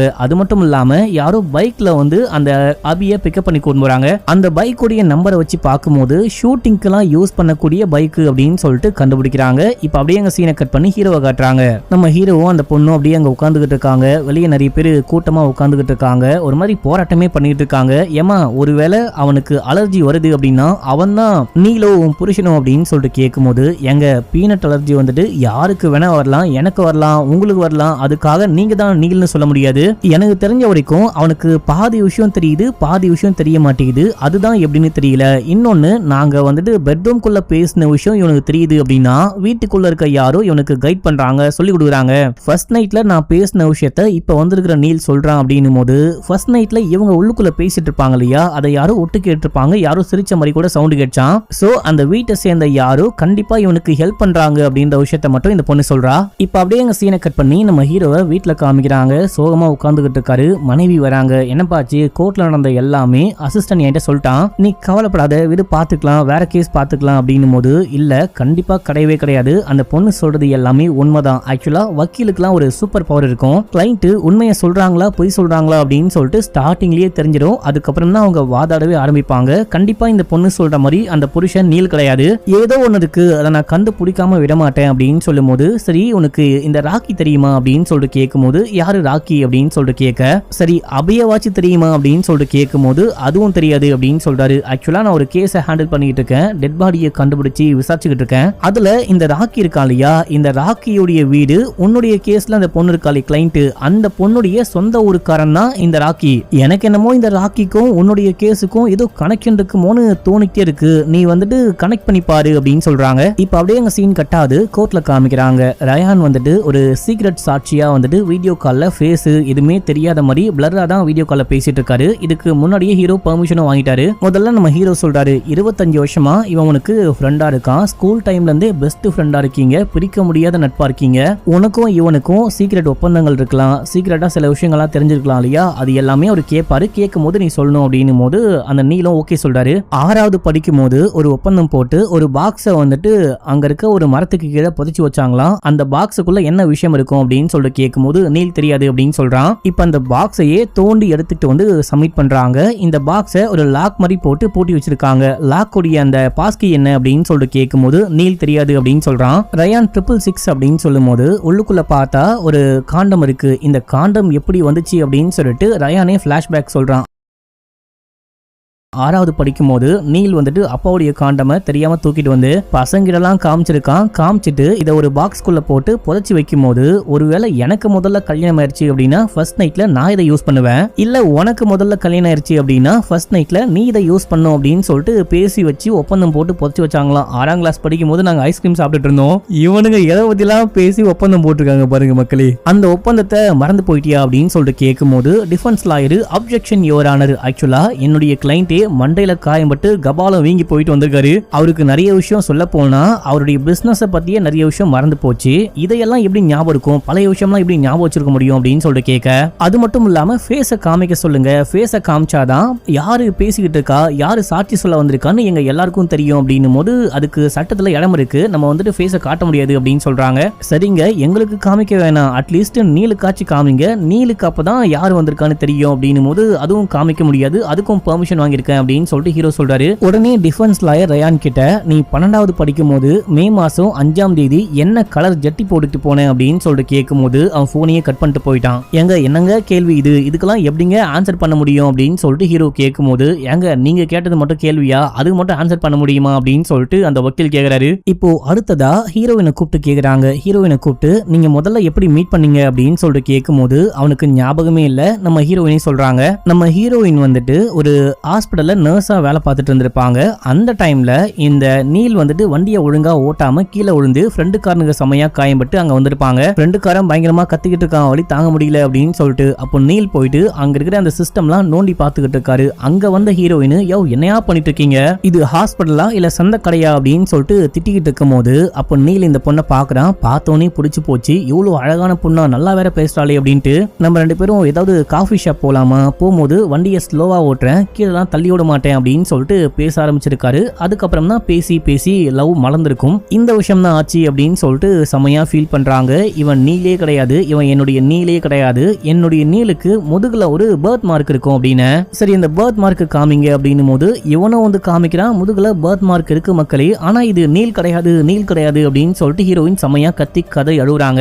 இப்ப நம்ம ஹீரோ அட்லீஸ்ட் டிஎன்ஏ டெஸ்ட் பண்றதுக்காச்சு பெர்மிஷன் கொடுங்க அப்படின்னு சொல்லிட்டு கேட்கும் போது டிஎன்ஏ டெஸ்ட்டை பொறுத்த வரைக்கும் யாரு விக்டிமோ அவங்க வந்துட்டு பெர்மிஷன் கொடுக்கணுமா. இப்போ நீல் வந்துட்டு நான் டிஎன்ஏ டெஸ்ட்டுக்கு ஓகே சொல்றேன் அப்படின்னு சொன்னா மட்டும்தான் டிஎன்ஏ டெஸ்ட் பண்ணி பார்க்க முடியும் அப்படின்னு சொல்றாங்க. சோ அதனால அவன் பண்ண முடியாது அப்படின்னு சொல்லிட்டான். அதுக்கு பதிலா நம்ம ஒரு பொய் சொல்றாரா உண்மையை சொல்றாரா அப்படின்னு சொல்லிட்டு லை டிடெக்டரை வச்சு டெஸ்ட் பண்ணி பார்க்கலாம், உண்மையை கண்டறியும் சோதனை பண்ணி பார்க்கலாம் அப்படின்னும் போது அதுக்கு பெர்மிஷனே வாங்கல, முன்னாடி என்கிட்ட சொல்லவே இல்லை அப்படின்னு சொல்லிட்டு ஹீரோ சொல்லும் போது இல்ல கோர்ட்டு கிட்ட பெர்மிஷன் வாங்கியாச்சு, நீங்க தான் சரியா படிக்கல போல அப்படின்னு சொல்லிட்டு ஜட்ஜி சொல்றாரு. சரி உடனே சில கொஸ்டின்லாம் எழுதி கேட்கிறேன் அப்படின்னு சொல்லிட்டு சில கொஸ்டின்லாம் ஹீரோ எழுதி கொடுக்க அந்த எல்லா கொஸ்டினுக்கும் இவர் ஆன்சர் பண்றாரு. அந்த எல்லாத்துக்குமே கரெக்டா கிரீன் லைட் தெரியுது. சோ நீல் பொய்யே சொல்ல கடைசியா என்கிட்ட ஒரு கொஸ்டின் இருக்கு அப்படின்னு சொல்லிட்டு டிஃபென்ஸ் லாயர் வந்து உன்னுடைய மனைவி உன்னுடைய பணத்துக்காக உன்னுடைய அந்த கம்பெனிக்காக உன்னுடைய சொத்துக்காக தான் பொய் சொல்லிக்கிட்டு இருக்காளா அப்படின்னு சொல்லிட்டு கேட்கும்போது நீல் ஆமான்னு சொல்றான். இவன் சொல்றது உண்மைன்னு லைட் தெரியுது. இதை கேட்ட உடனே அங்க இருக்கிற எல்லாருக்கும் சரியான ஷாக்கு. நம்ம ஹீரோலாம் அப்படியே பீதியில பேதியாய் போய் உட்கார்ந்துகிட்டு இருக்காரு. இதோட 5வது எபிசோடு முடியுது. 6வது எபிசோடைய ஸ்டார்டிங் சீன்லயே நம்ம ஹீரோ வீட்டுக்கு பக்கத்துல இருக்க அந்த கோவில்ல சாமிக்கு பூஜை எல்லாம் பண்ணிட்டு இருக்காரு, பாட்டு எல்லாம் பாடிட்டு இருக்காரு. இதுக்கு முன்னாடி ஒரு குட்டி பொண்ணுக்கு ஹெல்ப் பண்ணாரு இல்லையா, அந்த குட்டி பொண்ணு அங்க வந்திருக்கா. இவ ஏதோ ஒரு ப்ராஜெக்ட் பண்ண போறாளாம். அந்த ப்ராஜெக்ட்டுக்கு ஹெல்ப் பண்ணுவீங்களான்னு கேட்கும்போது கண்டிப்பா ஹெல்ப் பண்றேன் அப்படின்னு சொல்றாரு. ஒரே மாதிரி 2 பேர் இருந்தா அவங்கள என்ன சொல்லுவாங்க அப்படின்னு சொல்லிட்டு கேட்கும்போது ட்வின்ஸ் அப்படின்னு. கரெக்ட், நான் ட்வின்ஸை பத்தி தான் ஒரு ப்ராஜெக்ட் பண்ண போறேன் அப்படின்னும் போது ட்வின்ஸ் அப்படின்னு இவருக்கு மண்டைக்குள்ள ஏதோ ஓடிட்டே இருக்கு. ஏமா தங்கம், அங்கிளுக்கு ஒரு முக்கியமான வேலை இருக்கு, அசிஸ்டன்ட் உனக்கு ஹெல்ப் பண்ணுவான், நான் உடனே கிளம்புறேன் அப்படின்னு சொல்லிட்டு அங்க இருந்து கிளம்புறாரு. அடுத்த நாள் காலையில கோர்ட்டு வாசல்ல காமிக்கிறாங்க. என்ன பண்றது அப்படின்னு புரியாம முழிச்சுட்டு யாரையோ கூப்பிட்டு நீ உடனே கிளம்பு, லண்டனுக்கு போ, அங்க போயிட்டு விசாரி அப்படின்னு. யோ லண்டனுக்கு போ அப்படின்னா காசு இல்லாம எப்படி போக முடியும், அதுக்கெல்லாம் பல லட்சம் செலவாகும், சில ஆயிரங்கள்லயே கேஸ முடிக்கிற மாதிரி நான் ஒரு ஐடியா சொல்றேன். எனக்கு தெரிஞ்ச ஒரு ஃப்ரெண்ட் இருக்கான், அவன் ஹேக்கிங்லாம் நல்லாவே பண்ணுவான், அவங்க கிட்ட சொல்லி ஹேக் பண்ணி எல்லாமே கண்டுபிடிச்சா என்ன அப்படின்னு சொல்லிட்டு கேட்கும்போது எவ்வளவு செலவானாலும் பரவாயில்ல, நீ உடனே போயிட்டு ஃப்ரெண்டு கிட்ட சொல்லி ஹேக் பண்ண சொல்லு அப்படின்னு சொல்லிட்டு அனுப்பிச்சு விட்டாரு. அடுத்து கோர்ட்ல காமிக்கிறாங்க. கோர்ட்ல அவ்வளவுதான், கேஸே முடிய போகுது, இவரால எந்த சாட்சியும் சப்மிட்டே பண்ண முடியல, நீல் வந்துட்டு உண்மையான நீல் தான் அப்படின்னு சொல்லிட்டு இந்த வக்கீல் வாதாடும் போது நம்ம ஹீரோ எனக்கு டைம் வேணும் அப்படின்றாரு. என்னையா கோர்ட்டுடைய டைமை வேஸ்ட் பண்ணிட்டு இருக்க, இன்னும் எவ்வளவு டைம் தான் வேணும் அப்படின்னு சொல்லிட்டு கேட்கும்போது அங்க இருந்து ஒரு பையன் ஓடி வந்து அந்த ஃபைல் எல்லாம் கொடுக்குறான். ஹேக் பண்ணியாச்சு, எல்லாமே கண்டுபிடிச்சாச்சு அப்படின்னு சொல்லிட்டு நம்ம ஹீரோ ஒரு பேஜா படிச்சுக்கிட்டு இருக்காரு, என்ன விஷயம் இருக்கு அப்படின்னு சொல்லிட்டு. ஜட்ஜி பார்த்து செமையா கடுப்பாறாரு. இந்த மாதிரி கோர்ட்டுடைய டைமை வேஸ்ட் பண்ணக்கூடாது, இது எல்லாமே நீ வீட்லயே உட்காந்து மனப்பாடம் பண்ணிட்டு வந்திருக்கணும் அப்படின்னு. ஒரே செகண்ட் வெயிட் பண்ணுங்க அப்படின்னு சொல்லிட்டு படிச்சு முடிச்சுட்டு அந்த ஒரு வெள்ளக்கார லேடியை காமிச்சாங்க பாத்தீங்களா. இதுக்கு முன்னாடி ஸ்டார்டிங் சீன்ல ஒரு நல்ல வக்கீலால கண்டிப்பா உண்மையை நிரூபிக்க முடியும், நல்ல வக்கீல் நினைச்சா என்ன வேணா பண்ண முடியும் அப்படின்னு சொல்லிட்டு இந்த வக்கீல ஒருத்தவங்க கூட்டிட்டு வந்தாங்க இல்லையா, அந்த லேடியை வந்துட்டு விசாரிக்கணும் அப்படின்னு சொல்றாரு. அதுக்கு டிஃபென்ஸ் லாயர் முடியவே முடியாது, இவரு கோர்ட்டுடைய டைமை வேஸ்ட் பண்ணிட்டு இருக்காரு, அது மட்டும் இல்லாம பெர்மிஷன் இல்லாம இதுமே பண்ண முடியாது, இவரு முன்னாடியே பெர்மிஷன் கேட்டுக்கணும் அப்படின்னு நம்ம ஹீரோ செமையா கெஞ்சுறாரு. இதுதான் என்னுடைய கடைசி சாட்சி, இந்த சாட்சியை மட்டும் கூப்பிடுங்க, அதுக்கப்புறமா நான் கண்டிப்பா டைமே கேட்க மாட்டேன், சாட்சியே கேட்க மாட்டேன், ப்ளீஸ் அப்படின்னு. சரி ஓகே விசாரிச்சுக்கலாம் அப்படின்னும் போது அந்த லேடியை கூப்பிட்டு விட்டுறாங்க. இந்த மாதிரி நீல் எங்க பிறந்தான் அப்படின்னு சொல்லிட்டு கேட்கும்போது நீல் வந்துட்டு லண்டன்ல பிறந்தான் அப்படின்னு சொல்றாங்க. லண்டன்ல பிறந்து இந்தியா வந்துட்டான் இல்லையா, அதுக்கப்புறமா திரும்ப எப்பயாச்சும் லண்டன் வந்தானா அப்படின்னு சொல்லிட்டு கேட்கும்போது லண்டனுக்கு வரவே கிடையாது, பிறந்து இந்த ஊருக்கு வந்ததுக்கு அப்புறமா லண்டன் வரவே இல்லை. நீலுக்கு ஒரு ஃபோபியா இருக்கு, இந்த ஃபிளைட்ல ரொம்ப தூரம் லாங் ஃபிளைட்லாம் டிராவல் பண்ணி போகும்போது அவனுக்கு ஒரு மாதிரி மூச்செல்லாம் அடைக்குமா, அவன் ஃபிளைட்ல டிராவலே பண்ண மாட்டான் அப்படின்னு சொல்றாங்க. சரின்னு சொல்லிட்டு நம்ம ஹீரோ ஒரு போட்டோவை போட்டு காமிக்கிறாரு. லண்டன்ல இந்த லேடியும் நீலும் ஒன்னா இருந்து போட்டோ எடுத்த மாதிரி ஒரு போட்டோ இருக்கு. இந்த போட்டோ போட்டு காமிக்கும் போது என்னங்க லண்டனுக்கு வரவே இல்லை அப்படின்னு சொல்றீங்க, இந்த போட்டோ எப்படி அப்படின்னு சொல்லிட்டு கேட்கும்போது உடனே என்கிட்ட கொடுங்க, நான் கூட நீங்க லண்டன்ல இருக்க மாதிரி கிடையாது, அமெரிக்கால இருக்க மாதிரி செவ்வாய் கிரகத்துக்கு போன மாதிரி கூட என்னால கிரியேட் பண்ண முடியும் அப்படின்னு சொல்லும்போது நம்ம ஹீரோ அடுத்த போட்டோவை காமிக்கிறாரு. அந்த போட்டோல பக்கத்துல ஒரு வெள்ளைக்காரன் நின்னுகிட்டு இருக்காரு. இப்ப என்ன சொல்றீங்க அப்படின்னு சொல்லிட்டு கேட்க இவங்களால ஒண்ணுமே பேசவே முடியல. இன்னொரு போட்டோவும் போட்டு காமிக்கிறாரு. அந்த போட்டோ வந்துட்டு ஹீரோயினுக்கும் நீலுக்கும் கல்யாணம் ஆச்சு இல்லையா, அதே டே. ஹீரோயினுக்கும் நீலுக்கும் என்னைக்கு கல்யாணம் ஆச்சோ அதே நாளுக்கு தான் அந்த அமெரிக்கால இருக்க நீலுக்கு வந்துட்டு பாத்தீங்கன்னா கிராஜுவேஷன் டே. பக்கத்துல நிக்கிற வெள்ளைக்காரு வந்துட்டு அந்த லண்டன்ல இருக்க நீலுடைய ஃப்ரெண்டு மக்களே. ஆக்சுவலா நீல் வந்துட்டு ஒரு ஆள் கிடையாது, அவங்க ட்வின்ஸா தான் பிறந்திருக்காங்க. லண்டன்ல தான் வேற யாருக்கோ ஒரு குழந்தையா பிறந்திருக்காங்க. அவங்கள வந்துட்டு வளர்க்க முடியாம தத்து கொடுக்கும் போது ஒரு பையனை இந்த வெள்ளைக்கார லேடியை தூக்கி வளர்த்திருக்காங்க. இன்னொரு குழந்தைய இந்த நீலோடைய அப்பா அம்மாக்கு குழந்தை இல்லை அப்படின்னு சொல்லிட்டு இவங்களுக்கு தத்து கொடுத்துட்டு இருக்காங்க. உண்மையை சொல்லாமலே இவன் தத்து பிள்ளை அப்படின்னு சொல்லிட்டு உண்மையை சொல்லாமலே வளர்த்திருக்காங்க. ஒரே புள்ள, எக்கச்சக்கமான சொத்து, எங்க பிரச்சனை வந்துட போதும் அப்படின்னு சொல்லிட்டு உண்மையை சொல்லாம வளர்த்தா அந்த நீலு தன்னுடைய பொண்டாட்டி மேல பயங்கர பாசமா இருந்திருக்கான். எனக்கு அப்புறமா எல்லா சொத்தும் பொண்டாட்டிக்கு போகணும் அப்படின்னு சொல்லிட்டு உயில் எழுதி வச்சே இறந்து போயிருக்கான். இறந்து போனதுக்கு அப்புறமா இந்த சொத்து எல்லாமே அந்த பொண்ணுக்கு போதே அப்படின்னு சொல்லிட்டு கடுப்புல குடும்பமா சேர்ந்துட்டு இவங்க தான் லண்டன்ல இருந்து அந்த நீல வர வச்சிருக்காங்க. இந்த லேடி கிட்ட பேசி இவங்க வந்து ஆக்ட் பண்ணிட்டு இருக்கான். ஆக்சுவலா லண்டன்ல இருக்கான் இல்லையா, அவன் வந்துட்டு ஒரு சைக்காட்ரிஸ்ட். சோசியல் மீடியாலாம் எதுவுமே யூஸே பண்ண மாட்டாராம். இப்போ இந்த போட்டோ மட்டும் எப்படி கண்டுபிடிச்சாங்க அப்படின்னா கூட நிக்கிறான் இல்லையா ஃப்ரெண்டுக்காரன், அந்த வெள்ளைக்காரு, அவர் யூஸ் பண்ற அந்த இன்ஸ்டா அக்கௌண்ட்ல இருந்து தான் எப்படியோ ஹேக் பண்ணி அந்த போட்டோவை கண்டுபிடிச்சு எடுத்துட்டு வந்திருக்காங்க. சோ இங்க இருக்கிறவன் நீலே கிடையாது, ரெண்டு பேரு ஆள் மாறாட்டம் பண்ணிருக்காங்க. மொத்த சிஸ்டத்தையும் கோர்ட்டையும் போலீஸையும் ஏமாத்திருக்காங்க அப்படின்னு சொல்லிட்டு நம்ம ஹீரோ அங்க இருந்து கிளம்புறாரு. கிளம்பி அவருடைய ரூமுக்கு போகும்போது அங்க அந்த பொண்ணு உட்கார்ந்துகிட்டு இருக்கா. ரொம்ப நன்றி அப்படின்னு சொல்றா. இதே டைம்ல மனைவி கால் பண்றாங்க. கால் பண்ணி ஒரு முக்கியமான விஷயம் சொல்லணும் அப்படின்னு தான் கால் பண்ணேன். ஆக்சுவலா இந்த கேஸ்ல ராக்கின்னு ஒருத்த மேல டவுட் பண்றேன் அப்படின்னு சொன்னா இல்லையா, அவனுடைய போனை வாங்கி செக் பண்ணி பார்க்கும்போது கரெக்டா அந்த நீலுக்கும் நீலுடைய மனைவிக்கும் ஆக்சிடென்ட் ஆன ஸ்பாட் இருக்கு இல்லையா, அந்த ஸ்பாட்டுக்கு அதே நாள் அதே டைமிங்க்கு இந்த ராக்கி எங்க போயிருக்கான், எதுக்கு போனா, எப்படி போனா, என்ன காரணத்துக்கு போனா அப்படின்லாம் தெரியல. நான் ஏற்கனவே சொன்ன மாதிரி இவன் வந்துட்டு இந்த ராக்கி வந்துட்டு அந்த மனைவியோடைய சொந்த ஊருக்காரன். அவனுக்கும் இந்த கேஸுக்கும் ஏதோ சம்பந்தம் இருக்கு, நீ மறுபடியும் கூட நல்லா செக் பண்ணி பாரு அப்படின்னு இப்போ ஹீரோ ஏதோ யோசிச்சு பார்த்துட்டு தாடிக்காரன் கிட்ட சொல்லி நீ கிளம்பி உடனே போ அப்படின்னு சொல்லிட்டு அமுச்சு விட இவனும் கிளம்பி அந்த ஊருக்கு போயிட்டு பழைய பேப்பர்லாம் வாங்குற மாதிரி வீடு வீடா போயிட்டு விசாரிக்கும் போது உள்ள இருந்து யாரோ வெளியே வராங்க. அவங்கள பார்த்து இவன் ஷாக் ஆவறான்னு காமிச்சு 6வது எபிசோட முடிக்கிறாங்க. இப்போ 7வது எபிசோடைய ஸ்டார்டிங் சீன்லயே நம்ம ஹீரோ போயிட்டு அந்த டிஃபென்ஸ் லாயரை மீட் பண்ணிட்டு வராரு. என்ன பேசினாரு அப்படின்லாம் காமிக்கல. இன்னைக்கு வந்துட்டு கோர்ட்ல க்ளோசிங் ஸ்டேட்மெண்ட் கொடுக்கணும். இன்னையோட இந்த கேஸே முடிய போது நம்ம ஹீரோ அம்மாவுடைய போட்டோக்கு முன்னாடி நின்று சாமி கும்பிட்டுக்கிட்டு இருக்காரு. நான் வந்துட்டு கிளைண்ட்டுக்கு சப்போர்ட்டா இருக்கணுமா இல்ல நியாயத்துக்கு சப்போர்ட்டா இருக்கணுமா அப்படின்னு சொல்லிட்டு மனைவி கிட்ட கேட்கும் போது கண்டிப்பா நீங்க நியாயத்துக்கு தான் சப்போர்ட்டா இருக்கணும் அப்படின்னு சொல்றாங்க. இதே டைம்ல அப்பா வந்து விஷ் பண்றாரு, நீ தைரியமா போயிட்டு வா, எல்லாமே உனக்கு ஏத்தபடி நல்லபடியா நடக்கும் அப்படின்னு சொல்லிட்டு அனுப்பிச்சு விட்டாரு. கோர்ட்ல காமிக்கிறாங்க. தலைவன் இன்னைக்கும் லேட்டு போல. ஜட்ஜி வந்துட்டு புலம்பிட்டு இருக்காரு, இவனை வந்துட்டு இந்த கேஸுக்கு போட்டு விட்டு டெய்லி லேட்டா வந்துகிட்டு இருக்கான், டைமை வேஸ்ட் பண்ணிட்டு இருக்கான் அப்படின்னு டிஃபென்ஸ் லாயர் ஏஞ்சி பேச ஆரம்பிக்கிறாரு. இதுதான் நான் வாழ்க்கையிலேயே முதல்ல தோக்குற கேஸா இருக்கட்டும், நான் வந்துட்டு எதுவுமே வாதாட போறதே கிடையாது, நான் அமைதியா உட்கார்ந்துகிட்டு இருக்கேன், எல்லாமே அவரே பார்த்துப்பாரு அப்படின்னு சொல்லும் போது இப்ப அப்படியே ஸ்பாட்டுக்கு நம்ம ஹீரோ வராரு. ஹீரோ வந்துட்டு க்ளோசிங் ஸ்டேட்மெண்ட் கொடுக்க மாட்டேன், அதுக்கு பதிலா வேற ஒரு விஷயமும் பேசணும், வேற ஒரு சாட்சி கூட இருக்காங்க அப்படின்னு சொல்லிட்டு அதுக்கான மனுவை முன்னாடியே சப்மிட் பண்ணிட்டாராம். யாரு அந்த சாட்சி அப்படின்னு சொல்லிட்டு கேட்கும் போது நம்ம ஹீரோயினுடைய அத்தை தான் நம்ம ஹீரோயினை வளர்த்திருக்காங்க. அவங்கள கூப்பிட்டு நிப்பாட்டுறாங்க. எங்க அத்தை எதுக்காக கூட்டணும் நீங்க அப்படின்னு சொல்லிட்டு கேட்கும் போது எல்லாமே பொறுமையா தெரிய வரும், அமைதியா உட்காரு அப்படின்னு சொல்லிட்டு அத்தை கிட்ட விசாரிக்க ஆரம்பிக்கிறாங்க. அந்த தாடிக்காரன் போனாலியா அத்தையை தான் மீட் பண்ணிருப்பான். வீட்டுக்குள்ள போயிட்டு பழைய பேப்பர்லாம் வாங்கலாம் அப்படின்னு சொல்லிட்டு பார்த்தா இவங்களே ரொம்ப ரொம்ப கஷ்டப்படுறாங்க. பயங்கரமான ஏழப்பட்ட குடும்பமா இருப்பாங்க போல. ஃபேனை போட்டு விடுங்க அப்படின்னா ஃபேன் கூட ஓடாது அப்படின்னு சொல்றாங்க. அந்த அளவுக்கு பரம ஏழையா இருக்காங்க. என்னங்க ஃபேன் கூட போட மாட்டீங்க, உங்க சொந்தக்கார பொண்ணு என்னடான்னா அந்த கேஸ்ல வின் பண்ணிட்டா அப்படின்னா எக்கச்சக்கமா காசு கிடைக்கும், மொத்த சொத்துக்கும் அவ தான் அதிபதியா இருக்கா அப்படின்னு. நீ வேற, அவ எனக்கு ஒத்த பைசா காசு கொடுக்க மாட்டா, அவளுக்கு ஒரு பாய் ஃப்ரெண்ட் இருக்கான், முன்னாள் காதலன், அவன் இப்போ ஜெயிலுக்குள்ள இருக்கான், அவனை கூட வெளியெடுக்க வாய்ப்பே கிடையாது அப்படின்னு சொல்லிட்டு புலம்புறாங்க. முன்னாள் காதலன் யாரு அப்படின்னு சொல்லிட்டு கேட்டா அந்த ராக்கி அப்படின்னு சொல்ல ராக்கியானு ஷாக் ஆகுறாங்க. மத்த எல்லாமே கேட்டு இவங்களை கூட்டு வந்து நிப்பாட்டுறாங்க. நம்ம ஹீரோயினுக்கு எக்கச்சக்கமான பாய் ஃப்ரெண்ட் இருந்துச்சான். கடைசியா ராக்கியை கூட லவ் பண்ணிருக்காங்க. ராக்கியை கூட இவங்களே பிரேக்கப் பண்ணிருக்காங்க. கால் பண்ணி இந்த மாதிரி உன்கிட்டயும் காசு கிடையாது, என்கிட்டயும் காசு கிடையாது, வாழ்ந்து என்ன பண்ண போறோம், பிரேக்கப் பண்ணிக்கலாம் அப்படின்னு சொல்லிட்டு பிரேக்கப் பண்ணிருப்பாங்க. அடுத்து நம்ம ஹீரோ ஒரு ஹோட்டலுடைய வெயிட்டர் பையனை கூப்பிட்டு விசாரிக்க ஆரம்பிக்கிறாரு. இவங்களை இதுக்கு முன்னாடி பாத்திருக்கியா அப்படின்னு சொல்லிட்டு கேட்கும்போது பாத்திருக்கேன், வழக்கமா வருவாங்க அப்படின்னு சொல்றான். அதுவும் ராக்கி தனியா வரமாட்டான். ராக்கி எப்ப வந்தாலும் நம்ம ஹீரோயினை கூடவே கூட்டிட்டு வருவானா. கடைசியா கூட இவங்க வந்து பேசிட்டு இருக்கும் போது அங்க யாரோ வந்தாரு, சண்டை போட்டாங்க.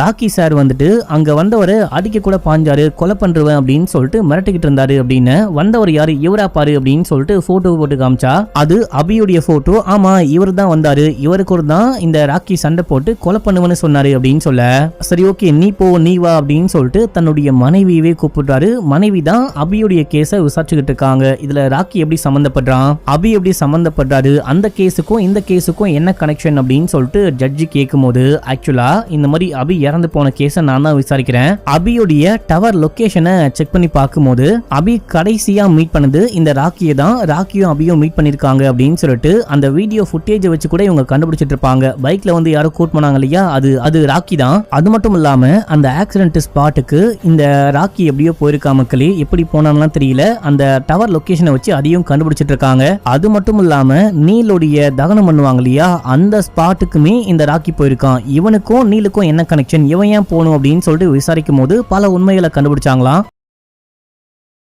இப்போ அடுத்து ராக்கியவே கூப்பிட்டு விசாரிக்கும் போது ராக்கி வந்துட்டு ஸ்டார்டிங்ல சொல்ல மாட்டேன் அப்படின்னு சொல்றான். இந்த பொண்ணுக்கும் எனக்கும் முன்னாடி பழக்கம் இருந்துச்சு, எல்லாமே உண்மைதான். அதுக்கப்புறம் நானும் இந்த பொண்ணு மீட் பண்ணவே கிடையாது, இவளை பார்க்கவே கிடையாது அப்படி இப்படின்னு சொல்லும் போது, பொய் சொல்லாம உண்மையை சொல்லு, அந்த பொண்ணு பணத்தோட ஜாலியா செட்டில் ஆயிருவா, நீ வசமா மாட்டிக்கிட்ட, வாழ்க்கை முழுக்க ஜெயிலுக்கு போயிட்டு கழித்தின்னும், அங்க பாரு உன் மூஞ்ச கூட பார்க்காம அந்த பொண்ணு கீழே குனிஞ்சுக்கிட்டு இருக்கா பாரு அப்படின்னு சொல்லும் போது, ஆமால அப்படின்னு சொல்லிட்டு நான் உண்மையை சொல்றேன் அப்படின்னு சொல்றான். வேணா ராக்கி உண்மையை சொல்லாத அப்படின்னு சொல்லிட்டு அந்த பொண்ணு சொல்ற பேச்சும் கேட்காம இவன் எல்லாமே சொல்றா. மக்களே அன்னைக்கு ரெஸ்டாரண்ட்ல உட்காந்து பேசிட்டு இருக்கும் போது, என்னால உன்னை மறக்க முடியாது, நான் வந்துட்டு உன் கூட வாழ ஆசைப்படுறேன் அப்படின்னு சொல்லிட்டு ராக்கி இந்த பொண்ணு கிட்ட பேசும்போது, அப்படின்னா நம்ம அவனை கொலை பண்ணிட்டா என்ன அப்படின்னு சொல்லிட்டு இவ தான் சொல்லிருப்பா. அதுக்கு நானே பிளான் பண்றேன் அப்படின்னும் போதுதான் அங்க அபி வந்து பார்த்திருப்பான். அபி கூட சண்டை போட்டிருப்பாங்க. அபி வந்துட்டு ஒழுங்கு மரியாதையா என்ன படத்துல சேர்த்து விடு, இல்லைன்னா இந்த எல்லா விஷயத்தையும் நீல் கிட்ட போயிட்டு சொல்லிடுவேன், மத்தவங்க கிட்ட சொல்லி உன்னை மாட்டி விட்டுருவேன் அப்படின்னு சொல்லிட்டு பிளாக்மெயில் பண்ண, இவன் படத்திலையும் சேர்த்து விடல, காசும் கொடுக்காம கொலை பண்றவன் அப்படின்னு சொல்லிட்டு மிரட்டி அமுச்சு விடுறான் இல்லையா. சரி இவனுக்கு தெரிஞ்சு போச்சு, இவனை நான் பாத்துக்கிறேன், எப்படி நம்ம வந்துட்டு நீல கொலை பண்ண போறோம் அப்படின்னு சொல்லிட்டு ராக்கி இந்த பொண்ணு கிட்ட கேட்கும் போது, அதுக்கு நானே பிளான் பண்றேன் அப்படின்னு சொல்லிட்டு பிளான் பண்ணி சொத்தெல்லாம் எழுதி வாங்கிட்டு ஒரு நாள் எங்கேயோ வெளியே போயிட்டு வரும்போது அந்த ஆள் அறவுமே இல்லாத காட்டு பகுதி வழியா போலாம் அப்படின்னு சொல்லிட்டு இந்த பொண்ணு கூட்டிட்டு வரும்போது அங்க ராக்கி வந்து வெயிட் பண்ணிட்டு இருக்கான். இந்த மாதிரி பெட்ரோல் இல்லாம வண்டி நின்று போச்சு, போற வழியில இறக்கி விட முடியுமா அப்படின்னு சொல்லிட்டு கேட்கும் போது, ஹீரோயின் ஏத்திக்கோங்க, போற வழியில இறக்கி விடலாம் அப்படின்னு அவனும் கார்ல ஏறிக்கிட்டு வரான். கார்ல ஏறி உட்கார்ந்தவனே இந்த மாதிரி நான் ராக்கி அப்படின்னு சொல்லிட்டு கையை கொடுக்க அவனும் கையை கொடுக்குறான். அப்படி அந்த கையை கொடுப்பான் இல்லையா, கையை பிடிச்சி கழுத்தை பிடிச்சி அப்படியே நெரிக்க ஆரம்பிக்கிறான். இவன் வந்துட்டு தன்னுடைய கையை வச்சு தடுக்க ட்ரை பண்ணும்போது, காப்பாத்திக்க ட்ரை பண்ணும்போது அந்த இன்னொரு கையை பொண்டாட்டிக்காரியே பிடிக்கிறா. இதை பார்த்தோன்னே இருந்தாலும் மனசே உடஞ்சு போயிட்டாரு. அடி பாவி நீ தான் இந்த விஷயத்த பண்றியா அப்படின்னு சொல்லிட்டு இப்ப அங்க இருந்த ஏதோ ஒரு ஸ்ப்ரே பாட்டில தூக்கி மண்டையில் அடிச்சு உடைச்சு அவரை மட்டை பண்ணிட்டு ஆக்சிடென்ட் ஆக வச்சு அவரை கொலை பண்ணிருப்பாங்க. கொலை பண்ணதுக்கு அப்புறமா இந்த பொண்ணு மண்டையில எல்லாம் காயம்பட்ட மாதிரி சீன் போட்டிருப்பா, தனக்கு தானே காயப்படுத்திட்டு இருப்பா. இந்த விஷயம் தான் ஆச்சு அப்படின்னு சொல்றாங்க. அண்ட் மாமியாரை கூப்பிட்டு விசாரிக்கும் போது அந்த எரிக்க கொண்டு போயிருப்பாங்க இல்லையா டெட் பாடியை, அங்க வந்துட்டு அபி வந்து பேசியிருப்பான், உங்க பையன் ஆக்சிடென்ட்ல சாவல, யாரோ கொலை பண்ணிட்டாங்க அப்படின்னு சொல்லிட்டு எனக்கு நல்லாவே தெரியும், நீங்க எனக்கு 2 கோடி பணம் கொடுத்தாதான் உண்மையை சொல்லுவேன் அப்படின்னு சொல்லிட்டு போயிருப்பான். ஆக்சுவலா நீல் இறந்து போனவனே நீலை கொலை பண்ணது இந்த ராக்கியா இருக்க தான் வாய்ப்பு இருக்கு அப்படின்னு சொல்லிட்டு கெஸ் பண்ணிருப்பான். அதனால தான் அம்மாயிட்ட வந்து சொல்லி காசை பறிக்க பார்த்திருப்பான். ஆனா அம்மா இவனுக்கு காசை கொடுத்து உண்மையை கேட்காம இந்த சொத்து எல்லாமே அந்த பொண்ணுக்கு போயிடக்கூடாது அப்படின்னு சொல்லிட்டு ஊர்ல இருந்து அந்த இன்னொரு பையனை வர வச்சு ஆள் மாறாட்டம்லாம் பண்ணிருப்பாங்க மக்களே. இதையும் நம்ம ஹீரோ எக்ஸ்பிளைன் பண்ணும்போது அங்க இருக்கிற எல்லாரும் அழண்டு போறாங்க, இப்படி ஒரு விஷயமா அப்படின்னு சொல்லிட்டு நம்ம ஹீரோ க்ளோசிங் ஸ்டேட்மெண்ட் கொடுக்குறாரு. என்ன விஷயம் அப்படின்னா, கல்யாணம் பண்ணிக்கிறாங்க, சந்தோஷமா வாழ்வாங்க அப்படின்னு சொல்லிட்டு பார்த்தா புருஷன் பொண்டாட்டியை கொலை பண்றா, பொண்டாட்டி புருஷனை கொலை பண்றா, இதெல்லாம் கொஞ்சம் கூட நியாயமே கிடையாது, மனித தன்மையற்ற செயல். ஒருவேளை வாழ பிடிக்கல அப்படின்னா அழகா டைவர்ஸ் பண்ணிட்டு போயிட்டே இருக்கலாம், அதுக்கு பதிலா இந்த மாதிரி கொலையெல்லாம் பண்ணக்கூடாது அப்படின்னும் போது அந்த டிஃபென்ஸ் லாயர் இருக்கார் இல்லையா, அவர் என்ன சொல்றாரு அப்படின்னா, இப்பெல்லாம் பாசத்தை விட பணம் தான் ரொம்ப முக்கியமா இருக்கு, அதனாலதான் கொலைகள் ரொம்ப அதிகமா இருக்கு அப்படின்னும் போது 2 தரப்பு நியாயத்தையும் ஜட்ஜி கேட்டு ஏற்கனவே ராக்கிய கைது பண்ணிட்டாங்க, இப்ப நம்ம ஹீரோயினையும் கைது பண்ணும் அப்படின்னு சொல்லிட்டு உத்தரவு போட்டாரு. அது மட்டும் இல்லாம இந்த ஸ்பாட்ல வேற வக்கீலா இருந்திருந்தா கண்டிப்பா அவங்கள சஸ்பெண்ட் பண்ணிருப்பேன், இல்ல ஏதாவது தண்டனை வாங்கி கொடுத்திருப்பேன், நீ யாருக்கவே சும்மா விடுறேன் அப்படின்னு சொல்ல, நான் என்ன சாமி பண்ண அப்படின்னு சொல்லிட்டு கேட்கும் போது, ஆமா கிளைண்ட்டுக்கு சாதகமா வாதாடுவேன்னு பார்த்தா நீ உன் கிளைண்ட்டுக்கு எதிராகவே வாதாடி முன்னாடி அவங்களையே மாட்டி ஒட்டியே இது சட்டப்படி குற்றம் அப்படின்னு சொல்லும் போது அதுக்கு அந்த பெரிய லாயரு ஆக்சுவலா இது சட்டப்படி குற்றம் கிடையாது, இவரு சட்டப்படி அந்த பொண்ணுக்கு என்ன விஷயம் கிடைக்கணுமோ அந்த தண்டனையை தான் அந்த விஷயத்தை தான் பண்ணிருக்காரு. நீங்களா இருந்தாலும் நானா இருந்தாலும் இவரா இருந்தாலும் எல்லாருமே சேர்ந்துட்டு சட்டத்தை நியாயத்தை காப்பாத்த தான் ட்ரை பண்ணிட்டு இருக்கோம் அப்படின்னு சொல்லும் போது அப்படியே நம்ம ஹீரோ பாக்குறாரு. இப்ப சொல்லு, நான் தோத்து போயிட்டேனா இல்ல ஜெயிச்சனா அப்படின்னு சொல்லிட்டு கேட்கும் போது, எப்பா சாமி நீங்க எப்பயுமே தோக்கவே மாட்டீங்க, நீங்க தான் என்னுடைய குரு அப்படின்னு சொல்லிட்டு காலில் விழுந்து ஆசீர்வாதம் வாங்குறாரு. இதோட இந்த சீரீஸும் முடியுது மக்களே. வர வர இந்த பெங்காலி சீரீஸ் எல்லாமே ரொம்ப ரொம்ப நல்லா இருக்கு மக்களே. உங்களுக்கும் இந்த பெங்காலி சீரீஸ் எல்லாம் பிடிக்குதான்னு கமெண்ட்ல போட்டு விடுங்க. இன்னும் எக்கச்சக்கமான சீரீஸ் இருக்கு, அதையும் ஒன் பை ஒன்னா கொண்டு வரேன். முக்கியமா மறக்காம சப்ஸ்கிரைப் பண்ணிக்கோங்க. ஓகே மக்களே, பாய்.